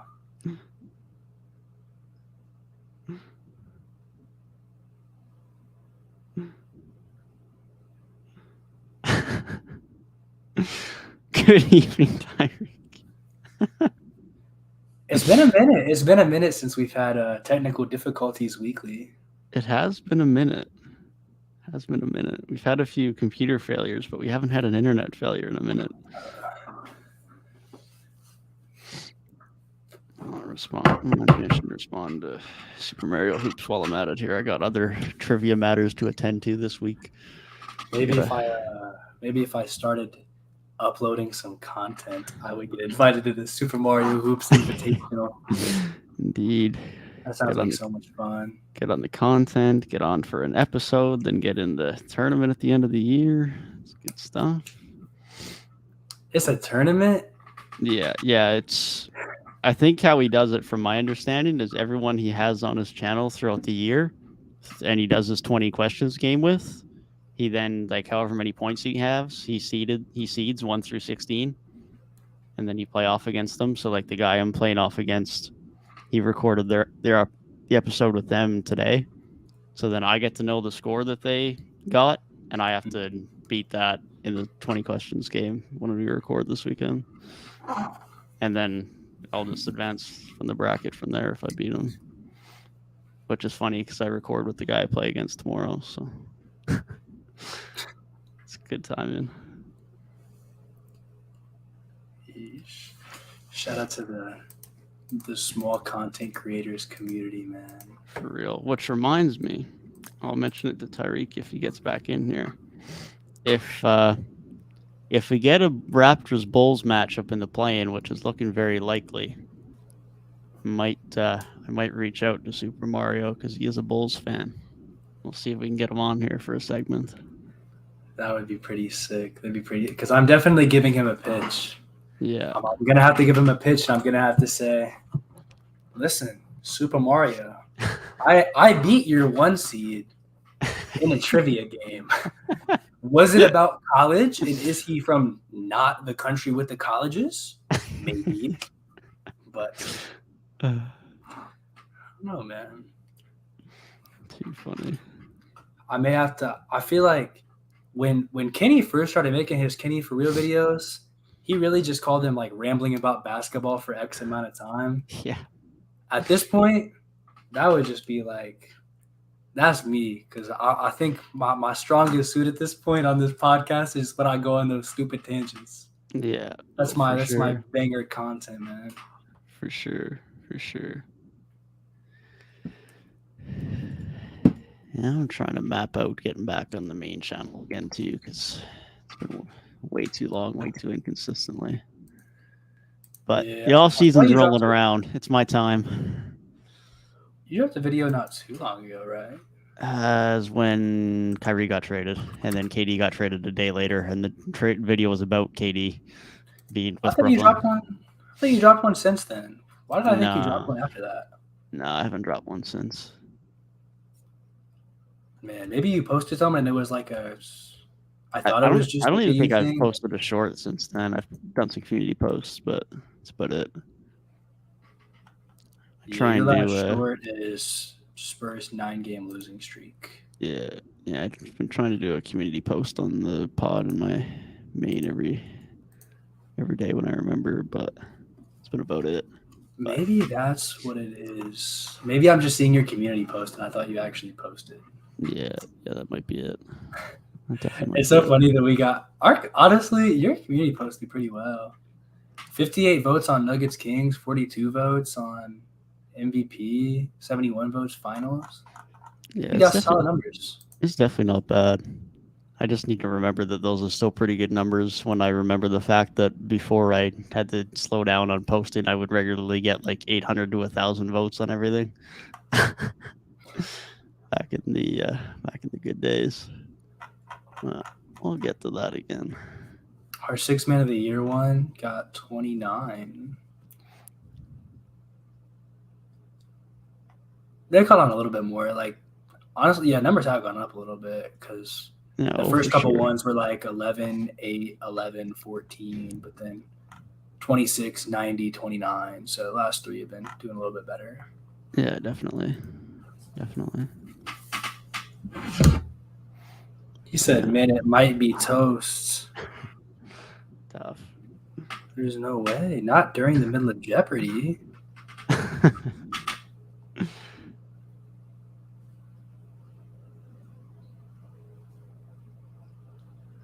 cannot believe he really just could. He could not name every first-year All-Star. For real, he folded. Free win for me. No way.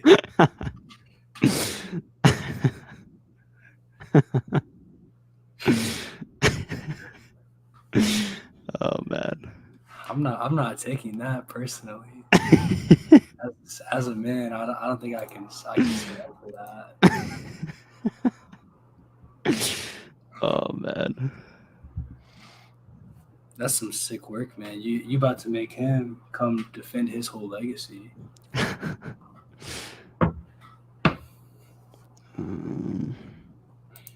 think before you record the next couple of days. Am I doing anything this weekend? I don't think so. Probably just say.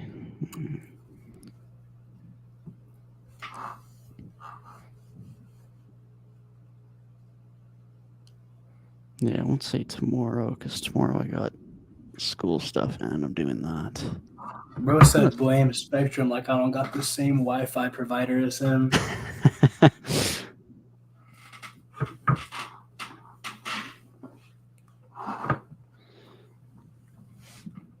Some sick work, man. Some absolutely sick work. The absolute dodging that is going on is outrageous.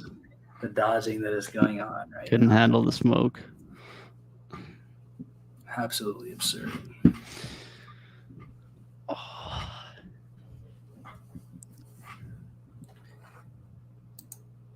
The 2-month out of Jeopardy is wild. Month from now, though, and not going to be doing school anymore. The content can finally come back. That'll be nice. Be nice. It is slow. This has been real consistent, but like I know like Tyrik is basically like retired from YouTube at this point too. Yeah, for sure. It's tough. It's tough. Like I could sit down and record something and throw it up if I wanted to, but it wouldn't be what I want to put up, so not worth it at this point. But once I actually get evenings and weekends off, start of May, that'll be nice. That'll be nice. I'll be working for 16 months. Actually be on a normal schedule.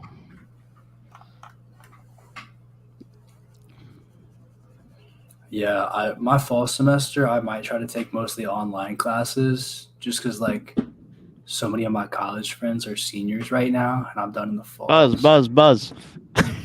Buzz, he's buzzing in. He's buzzing in. All right, actually, real quick, now that he's back, and I know we're continuing, I'm gonna run to the bathroom real quick before we make this cut. For sure.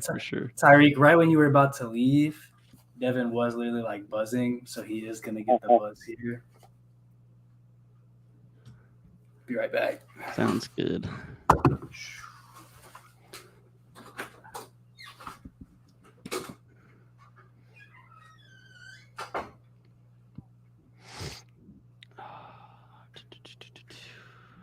So that's 3 tomorrow. Okay.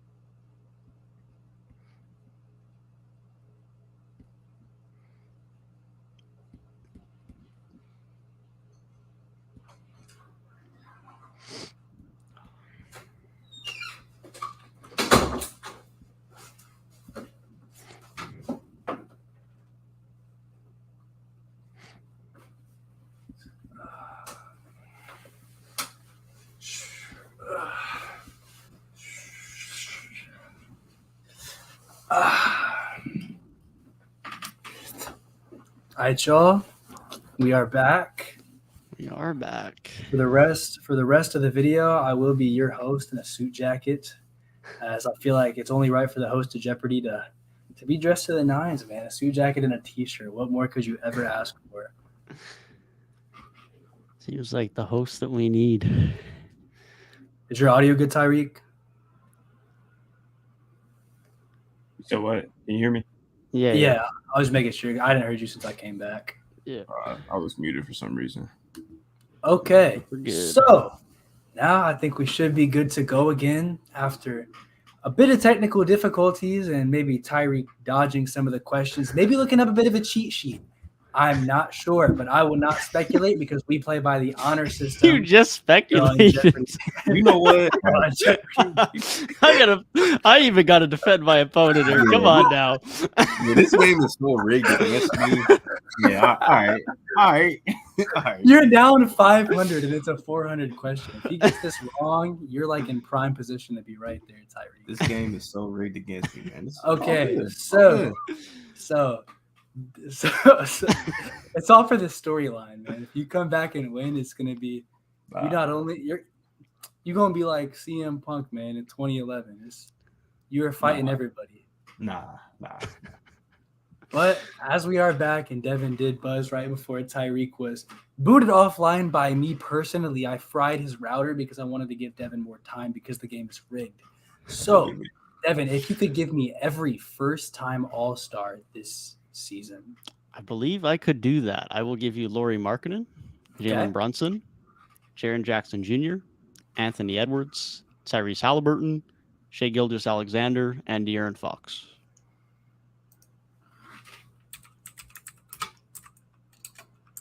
You might have just made me a casual. Let me check. Someone he thought had an all-star appearance but didn't, or I thought that he didn't and does. I believe that is an incorrect answer. That is unfortunate. And I don't know what I'm incorrect on, which is tough. Let me just make sure. I'm going to go look at the All-Star roster on NBA.com and double check.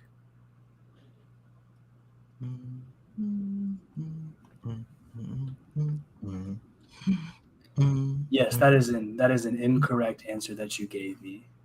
Oh wow. Who the fuck is it then? Yeah, it was everybody he named except for Jalen Brunson.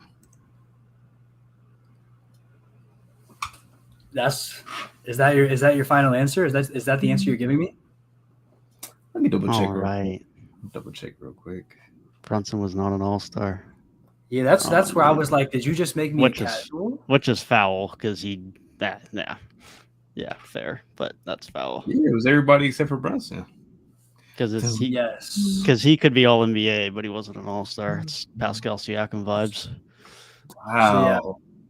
I did realize I did make a mistake on this answer. I did not put Tyrese on here, but Tyrese was an all-star, so he should be on this list as well. But Jalen Brunson is not. So everybody that Devin said, minus Brunson, that is the correct answer. And somehow in this incredibly rigged game, it's close. We've got a game on our hands, ladies and gentlemen. How did you forget your own guy, Tyrese Halliburton? No doubt. That's a problem. Probably because he was so much of my guy that I just thought he was already an all-star last year, man. I guess. I guess. He just seems too good to be a first-time all-star. Let's go. We might as well finish Kodak. Let's go Kodak for 2. Oh God. Ooh. That's tough. Yeah, this might have been able to be switched with. I'm trying to think. I know who won. I don't even know how many contestants there are. I think you guys got the. I'm gonna be honest. Well, the final round is like the final. Oh, the final. I missed the final. Yeah. Final 3. I don't even remember who won it. Oh man. This one probably could have been switched with the 300. I will say that. Oh man. If we were avid all-star weekend enjoyers, then maybe, but unfortunately we are not. No one. Oh, I'm trying to man. think. Somebody really blitzed in that first round. Ooh, who was I it? have no idea. I'm getting this. Don't worry.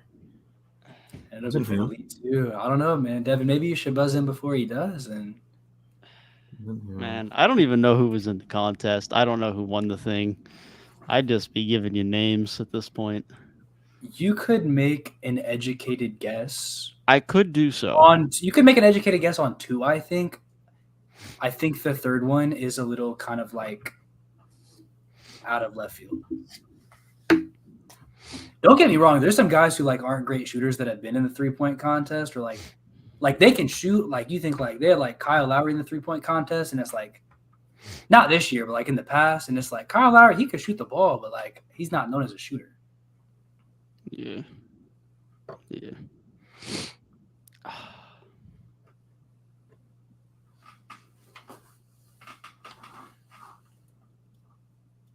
Damn. Yeah, I ain't getting this. There's just no shot. There's no way. For the top NBA minds, I had to. The hardest thing for you guys was to do something that was exhibition. No, of course. Because we know that if there's not good defense involved, I'm less of a fan. So throw no defense in there, and I'm hooped. I don't even think I had like a question about the actual All-Star game. I can only think of Dame, man. That's bad. I can only think of Dame. I'm cooked. I can think of all the people that disappointed, but not. Yeah, not me too. Me too. I can think of 2, but I have no idea who the third would be. Because the only other names that come to mind, like you say, are the guys that disappointed. Why don't you give me some educated guesses? No rush. You can buzz in whenever you like, but some educated guesses. Why don't you give me some educated guesses? I'd like to see you guys take, because maybe one of you guys answers it and gets like kind of close, and then the other one's like, oh, I didn't think of that guy. Then the person steals, man. I don't know. Be careful how you play the game here. I'm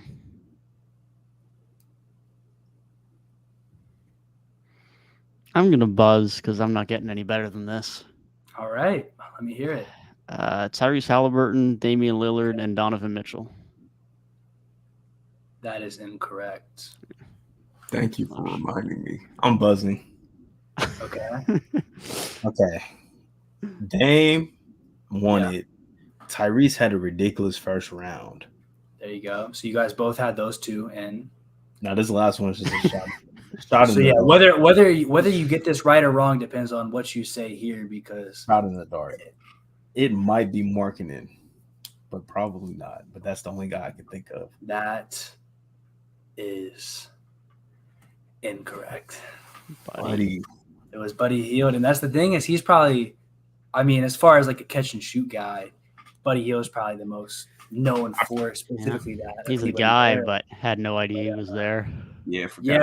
Right as soon as I like brought the question up, and Tyrik was like, somebody was blitzing in that first round. I'm like, he didn't even win either. So I'm like, that gives you like 2 right there. Yeah. Devin, for you having like no idea, you getting 2 out of 3. You guys were just as accurate as each other. I can live with that. It's still okay. Let's go on Kodak 100, man. You guys just love playing like this. Buzz. Okay, that's easy. Buzz. OKC. The Oklahoma City Thunder is correct. What player did he get the shot off on? Just no clue. My guess would be J-Dub. Kenny Hustle. Kenrich Williams is correct. Yeah. All right, that puts it back on you. 1 seed. Miscellaneous 200. Man, you guys, I know you guys are defense heads because Scoring Boom is untouched. Buzz. Tyrik. The Bucks won like 19 straight games. Pretty sure their winning streak lasted longer. That is. Might be wrong though. Wow. Well, it's the Spurs losing streak. 3 points. Is that your final answer? Is it? Yes, it is indeed my final answer. After deep contemplation, I will indeed decide. Incorrect. That's no shot. There's no way. I could have swore the Bucks won like 19 straight games. sick. You thought I would have given you a question with 2 answers? Nah, I'm sick. There's 2 contestants. There's no shot. If there's 2 contestants, there is always more than 2 answers because you couldn't make it a freebie for the second person. This is a 200, not a 100. Oh, that's crazy. That's fair. Yeah, fun fact, the longest winning streak and the longest losing streak in the league this season are the exact same amount of games. Sounds about right for the type of league we're in. Let's go miscellaneous 300. Hey, can y'all jump around a little bit? Where's the entertainment value? Buzz. Buzz. A non-confident buzz. I'm going to say 4. That is incorrect. I don't really know, so I figured I'd get the first answer. Buzz. I'll say 5. Just like that, ladies and gentlemen, we have a new leader in the game. Right, Luca would have been the We other have one. a new leader in the Yeah, game. okay. Luca was the sneaky one there. I think around the very beginning of the season, maybe a little bit in. Giannis was like the very beginning because I checked every single one. Giannis was like the very beginning, and then Tatum took it when the Celtics were just on fire. Then obviously Jokic held it for a majority of the season, and Embiid really only topped it like 2 weeks ago. Yeah. Luca was like somewhere. I think the way I've written it, he was probably right between Giannis and Tatum. Yeah. But I think so. Luka was on top for literally just like 1 or 2 weeks. Let's That go brings score up- boom for 300. He's jumping around. I love to see it, man. I love to see it. Oh, Buzz. Buzz. I buzz first. Right? I don't know who was first. I heard myself first, personally. I'm biased though.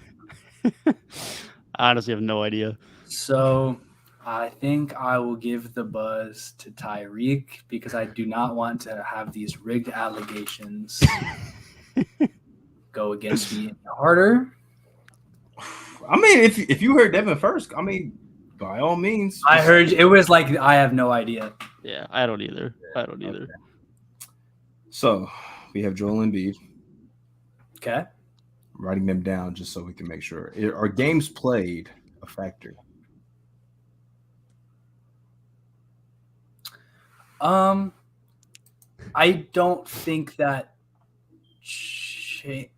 don't think that changes the answer. Okay.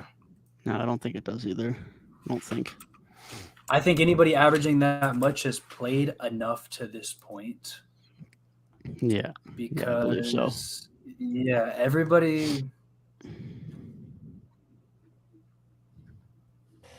Yeah, that does. Okay. All right. I don't know if that. I don't think that's a factor. So I said Joel, Yep. Luka, Giannis. Okay. That might be in order too. Shea, I think it's around 31. And Tatum is barely hanging on. He's at like 30.4 or something like that. Okay. Those are my 5. That is incorrect. It is those 5 plus Dame, if I'm not mistaken. I forgot. Ladies and gentlemen, just like that. And that's why Damn, I forgot about Dame. I actually had to update this question because I think I did have to update this question because when I first made it, Tatum was literally at like 29.9. Yeah. And then we delayed the pod. And then he like had like 30 and he went back up to 30. So he was like, he really made it onto the list at the last second. And that for me, I thought that was going to be the one that was hard. I assume your question about games played was KD, but his season total is 29.5 right now. Mm-hmm. I was thinking Booker, but I'm like, Book's missed a lot of games too. Yeah. It's funny though. That was one of the few things I looked up before we recorded. I was like, what's the odds he's going to have 30 plus guys? It's one of the few things I looked up. Scoring boom was a category. Let's look. Devin Booker this season is 28 points. My bad, Dame. And that gives the board back to our leader. This is coming out of the wire, ladies and gentlemen. This is by far the closest matchup we've had here. Definitely. Let's go scoring boom 200.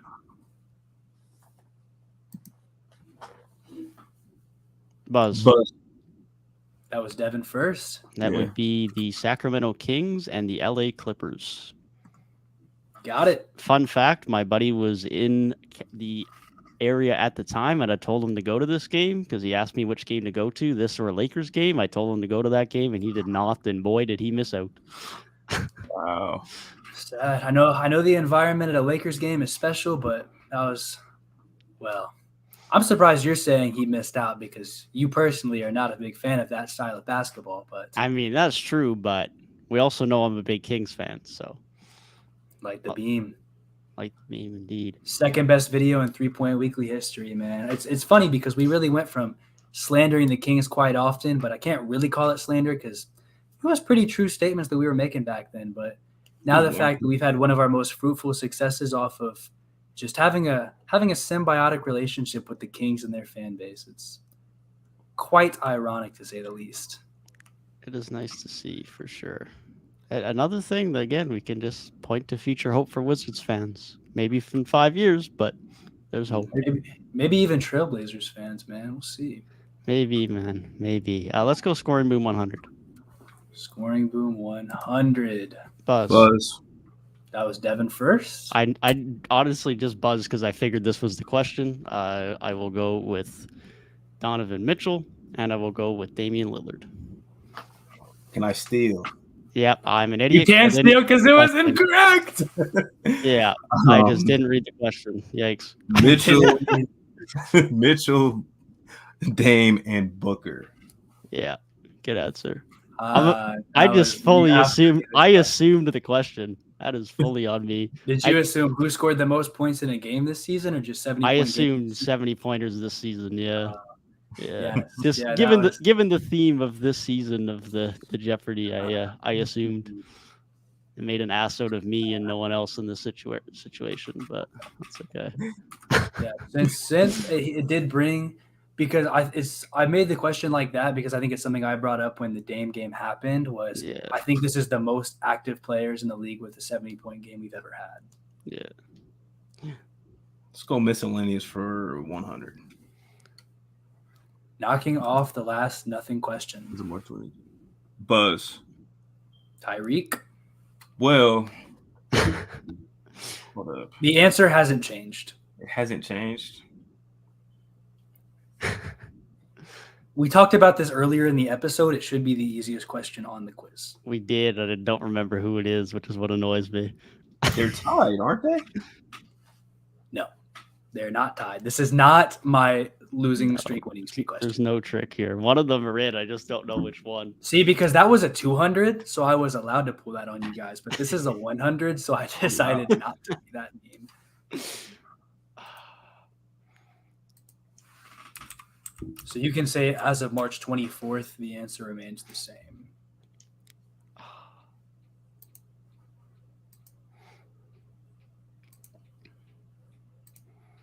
Oh man. See, this is the hard thing because now at this point, if you guys get it wrong, you literally are handing the points away. Since I technically told you that it's not a tie. Yeah. Well, I said they were tied. That was my guess. nah. Oh, so Devin does have a 50-50 shot here to extend his lead in. no. There's still 1,800 points up for grabs, so it's very much not over.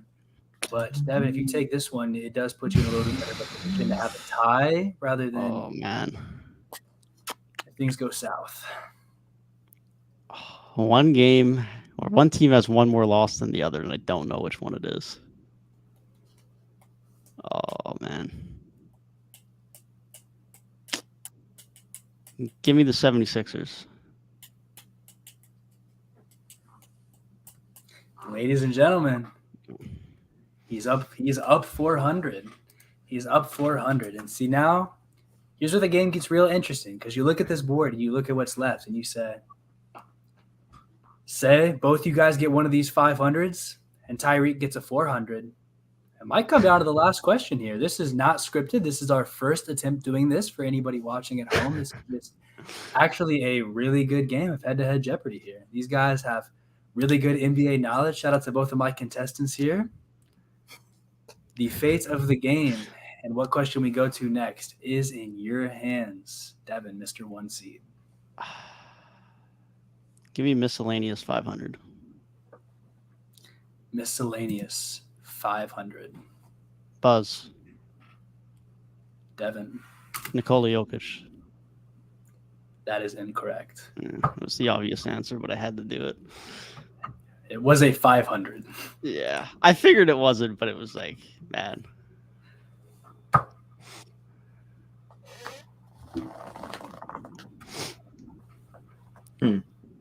I do not look at player-specific offensive and defensive Yeah. ratings, so.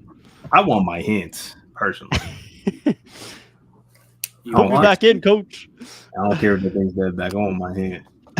you want your hint. Put me back in, coach. What is a good hint for this question? I'm gonna just buzz off rip every time if this is what's gonna happen. Probably Bust not. out ribs every time. It's an important question. You guys are putting me. I don't know what a good hint is that like doesn't make it too obvious. I mean, you did give a hint earlier that told me to guess my least favorite player in the league, so obvious Right. hints already seems to be a thing. No, I'm not doing that again, man. I'm not doing that again.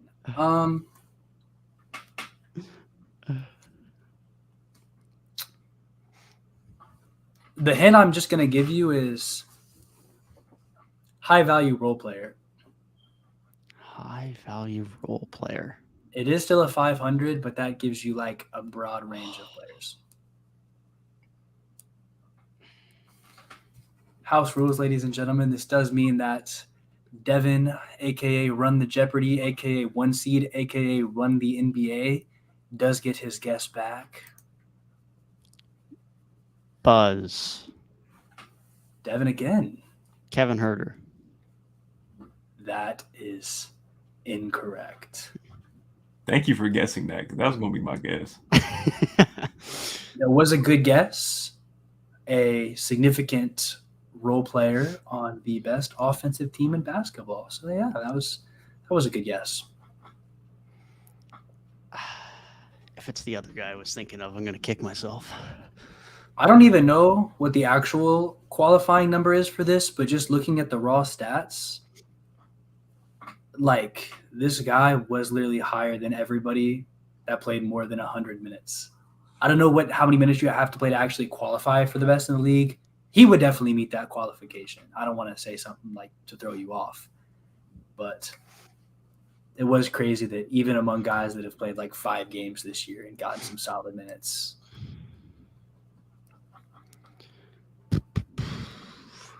Honestly, I don't know. So I'm going to stick on the same team since they are the best offensive team in the league.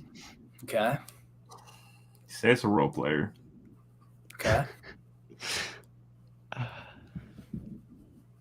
Keegan Murray? I don't know. That's my guess. If Keegan Murray had the best offensive rating in the league, I would feel like a madman. But no, I actually was quite intrigued at Devin's guess because he got about halfway through it, and I thought he might have had it because it was Kevon Looney.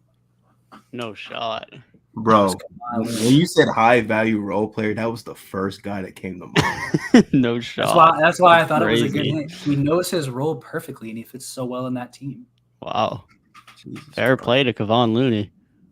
My other guess was going to be KCP, so I yeah. should just went with my gut. KCP man. highest in the league is wild. I mean, hey, good player who actually plays good defense on another great offense. Yeah. That's what I was thinking. That means I still have control of this, though, eh? Yeah. And Tyrik could still tie or take the lead with a single correct answer. All right, scoring boom 500. Scoring boom 500. This is a brutal question. Oh man. I did give you some leeway, however. Just to say, like, you know, to get something like this on the nose would be like quite ridiculous. But, you know, a year-to-year change in like a league average, you know, you're probably working with a bit of smaller numbers. So within 0.2, I thought would still be reasonable. Man, I'm a I- If buzz. you're like, you said buzz? Yeah. All right, let's hear it. I'll go 3.3. 3.3 is incorrect. I'll buzz then just because I have no idea because I never know what league average offensive rating is. I'm going to say 1.2. Guys were on opposite ends of the spectrum. It was 2.6. The league average offensive rating last year was 112, and this year it's 114.6. And I think with the pace as well, I think points per game was a bit more of a jump. I think points per game went from about 110 to 114. So that was even a bit more. Okay. Okay. Now, if Tyrik answers the next, Devin, you could ice the game with a single correct answer. I could. That's why I wanted to get rid of the 500s. I just was hoping that Tyrik didn't get them, although it would have been nice if I got one. But you guys are really making me scared because if one of these questions goes unanswered and the other one's answered by Tyrik, I don't know what I'm going to do. but it'd be Tyrik's, but it'd be God. but it'd be adding some ties here. I'm going to be 0-1-1. Let's go miscellaneous 400. I think I have a question in my head that I'm going to give you guys. It's a miscellaneous 400, right? Correct. I know this. Hold up. I literally just heard this recently, man. This is like a sneaky 400.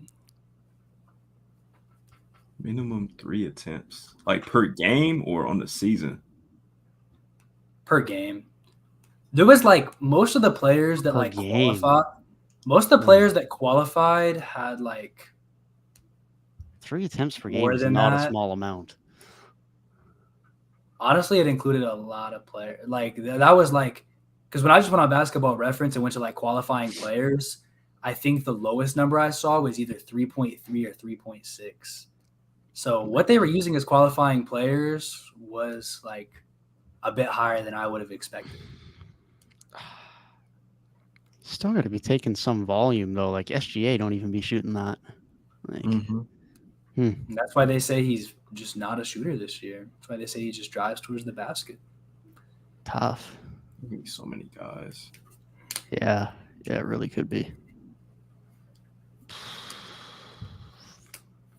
But I will say, Point percentage. if you follow the NBA sphere, if you're on Twitter and follow NBA YouTube and everything, Tyrik.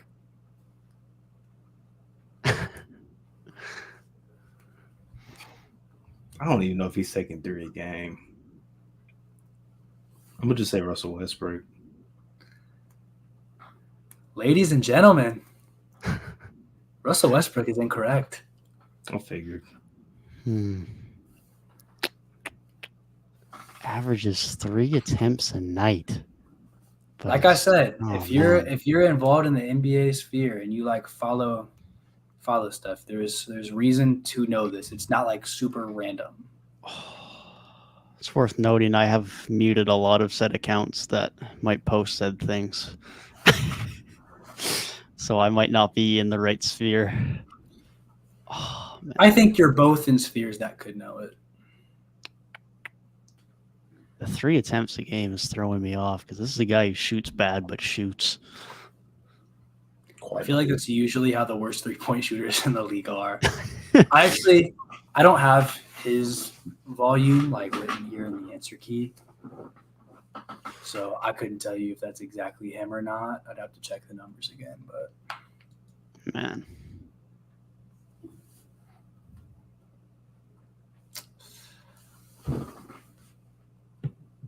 the lowest 3-point percentage this season.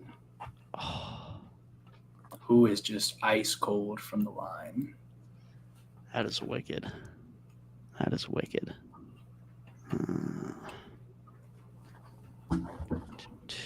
To ice the game. Ladies and gentlemen, he could end it all right here. He could really end it all right now. He could.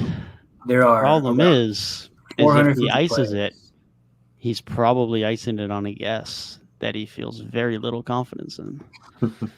There's around 450 players in the NBA. Many of them don't get minutes. Many of them may get minutes, but may not take enough three-pointers to qualify. So you say maybe half the players in the league qualify? So he has at least a 1 in 225 chance to get this. Then you think that many players are good three-point shooters, and that probably takes away at least, 100 guys? That means he has about 1 in 125 to get this answer. Man, you need to increase those odds somehow because I ain't liking them. If I increase those odds somehow, Tyrik's back in the game. Yeah, no, we're not doing that. We're not doing that. Tyrik's out of this question. Yeah, you said you may lose, but Tyrik's not. I wouldn't come back in either, anyways, because I already looked it up because I'm just so mad. Like, I don't know. I just had to look it up myself. Watch the numbers have changed, and you tell me it's some guy. Oh man, that it's not. I fear I made it a guess in 30 seconds. This might be a random ass guess, and I don't even know if he gets the attempts. Mm-hmm. But I'm gonna say Keita Bates-Diop. I do not know if he qualifies because that is not the answer. Tyrik, would you like to enlighten us on what the answer is? According to ESPN, it's Paolo Banchero. It is Paolo. Fuck, Same it's the obvious one. I just didn't think it was the obvious one. That's why I said in your spheres. I should have just said Paolo. And you know who's also on my mind? I know you care about the Magic, so I was like, you know who's also on my mind, and they're the second worst? LeBron fucking James. I knew he started off so bad. He's like 30%. I was thinking Paolo for the first minute too, man. I should have just said it, but I thought that was too obvious for a 400, so I didn't say it. The thing Keita Bates didn't qualify, and he shoots 38%, so that was a terrible guess. He was shooting like 7% from three for a month or something ridiculous. He made one 3-pointer the whole month. I just didn't. I didn't know if he had the attempts. That was what was holding me off. I didn't know. Right. I know you care about the Magic because you're a big Wendell guy, especially at the. He's a 4. Just being around Twitter and stuff. See, it's catered towards Devin, man. I'm telling you, man, we need to review this with the league office. Ladies and gentlemen, down to the last question. I know what question I'm going to ask you guys if it comes down to it. Record held for how many years? Ooh, Tyrik, Buzz. It was a 38-year-old record. Ladies and gentlemen, this is unprecedented territory. This is unprecedented territory for 3-point week. Tyrik lost. Because, ladies and gentlemen, we're going to overtime. No shot. We are going to overtime on 3-point weekly Jeopardy. These guys are just the NBA knowledge is just so good. I think there might have been 2 questions that were not answered at all. I think the total point. What's the point total in Jeopardy? 5,000? 500, 2,500. I'd have to do the numbers, but it's 2,500, 2,000, 300 is 1,500, 1,500. So all right, man. We're gonna 6,000, 7,500. So we definitely missed a few, but they were most of the big ones. All right, you guys. While I make this question, because we're gonna do a quick, we'll just cut it. Because I'm just gonna reload the page and make it I'm just gonna edit one of the random questions and make it this. Yeah. Man, I didn't get blown out at least this time. So don't look at the standings. Don't look at anything. Don't look at nothing. We'll close my standings page.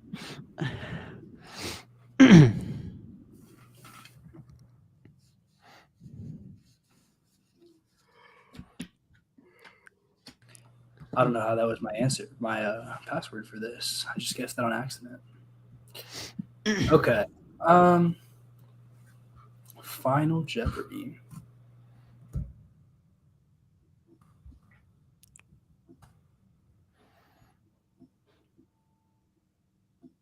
This is going on longest episode in pod history. There's a couple. I don't know. Will it be the longest episode in pod history though? Because I think it is. I think it is. when Tyrik was like disconnected for a bit, and we've had to cut. Like we're cutting. It was now. like 10 minutes. I guess there still is like 3.5 hours at that because we didn't have a long time between. We had a 3-hour 37-minute episode a couple weeks ago, but we are passing that as we speak, and I think that was the longest. We had 3 hours 31, 3 hour 9.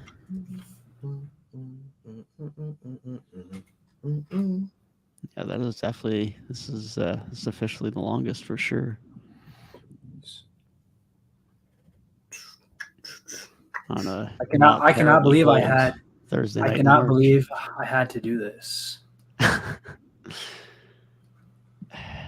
Two wise basketball minds put to the test would lead it to this, I guess.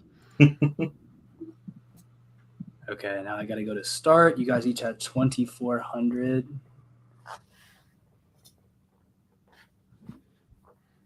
And a bracket could have these two contestants pitting off in a certain semifinal in a couple weeks as well. So, I think I got my match on Sunday. Okay, I gotta schedule mine. Okay, so tomorrow.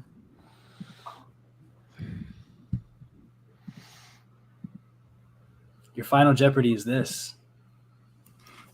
How many teams are currently within one game of 500 that's cruel. That's brutal, Gabe. This is Final Jeopardy. That is brutal. What happens if neither of us answer that right? Because that's very possible.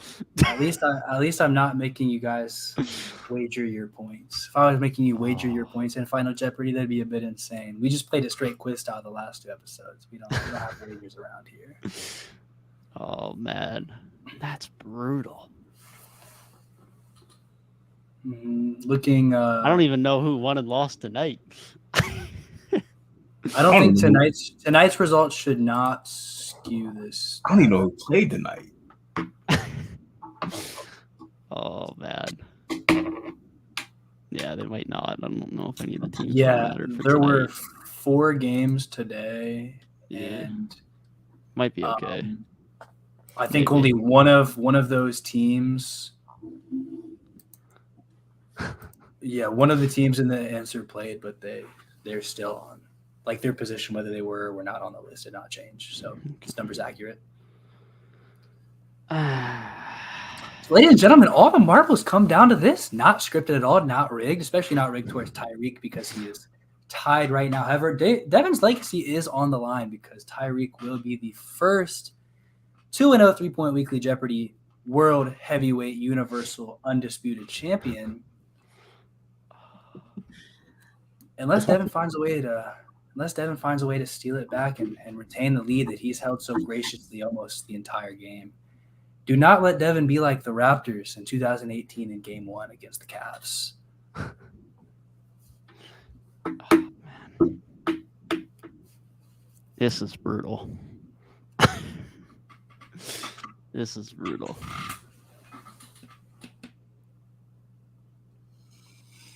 I'm just blanking on teams. Oh, I'm thinking of the teams. I just don't know if they're 2 games under, 2 games over, or at 500, or if they're actually 1 over or 1 under. That's brutal.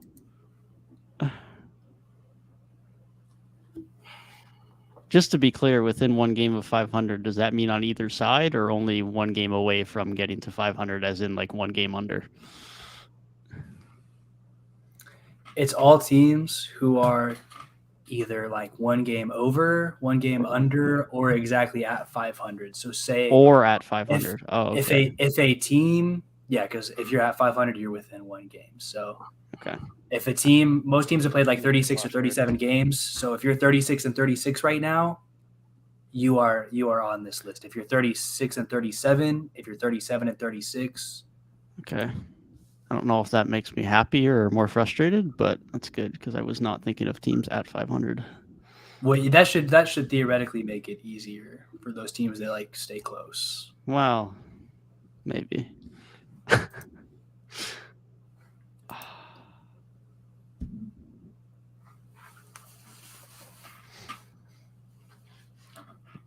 It's coming down to this, man. This is really quite a spectacle. I can't believe it's gotten this far. And neither man wants to buzz in. Neither of them are confident. They don't want to go for it. They don't want to be go-getters, but the game on the line. Can't be 500. Nobody wants the ball. No. Nobody wants the ball.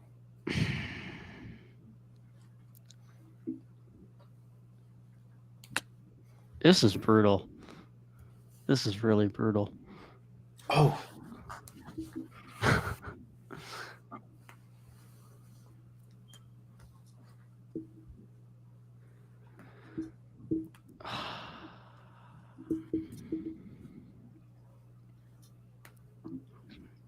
Are those set of teams there or no?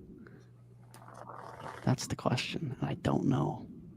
I just don't want to say my answer and then give Deb any wiggle room to improve.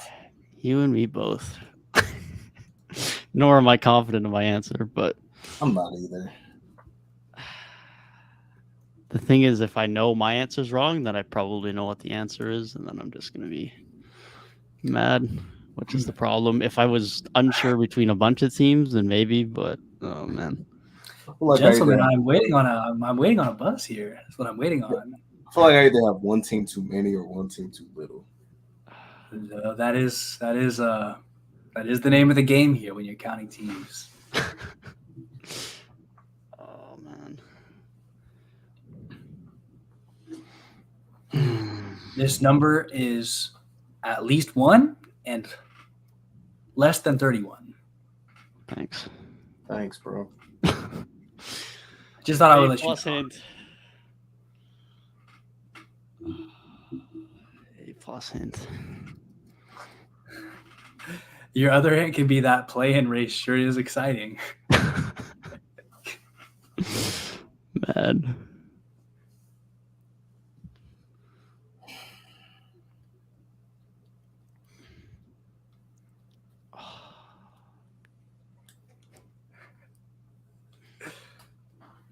I'm going to be so mad one way or another if I don't get some of these teams right. So I feel like I should know it.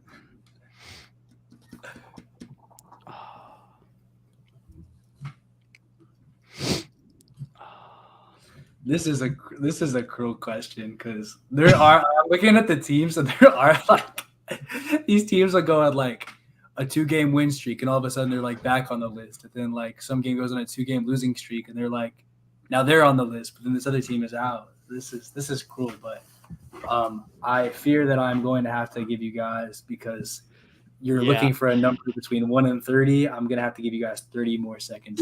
Look, I'm gonna buzz because, like you say, we're just sitting here for too long at this point, and I just need to give an answer. So I'm gonna say 7. 7 is incorrect. Yeah. Okay. Okay. The number I wrote down and circled. I took a team off. I put 8. That is also incorrect. Yeah, I was gonna say I thought it was gonna be less. So what I'm gonna do is I'm gonna give you guys both another guess. I'm buzzing it again then. Devin? I'm gonna say 5. Devin, that is incorrect. I'm gonna say 6. Yeah, and then it's 6 then probably. No shot. No. Oh, that is cruel. That is cruel. Gabe is a sick guy. That's a terrible. Gabe is a sick guy. These 16. Process of me going first, I feed the number. Oh man, I'm sick. I'm sick. Oh, brother. This What the is an fuck ending. is it then? This is an ending they will write about in legend. Why? It's the The Lakers. 6 teams is on the Eastern side. It's only the Atlanta Hawks. The Raptors have moved themselves off of the list with 2 straight losses. I had the Heat. I had the Heat too. I don't know why I thought their record was so much worse. I'm pretty sure I told you guys a couple weeks ago when we were doing predictions that the Heat were going to pass the Nets. And you guys were like, nah, I don't trust them to do that. It was the Lakers and the Pels. They just had the Heat out of Yeah, nowhere. you also said that Damian Lillard was going to make the playoffs. That's also true. I didn't say that. Also true. These are false accusations. Yes, you do, man. We That only is acknowledge cruel. our W's.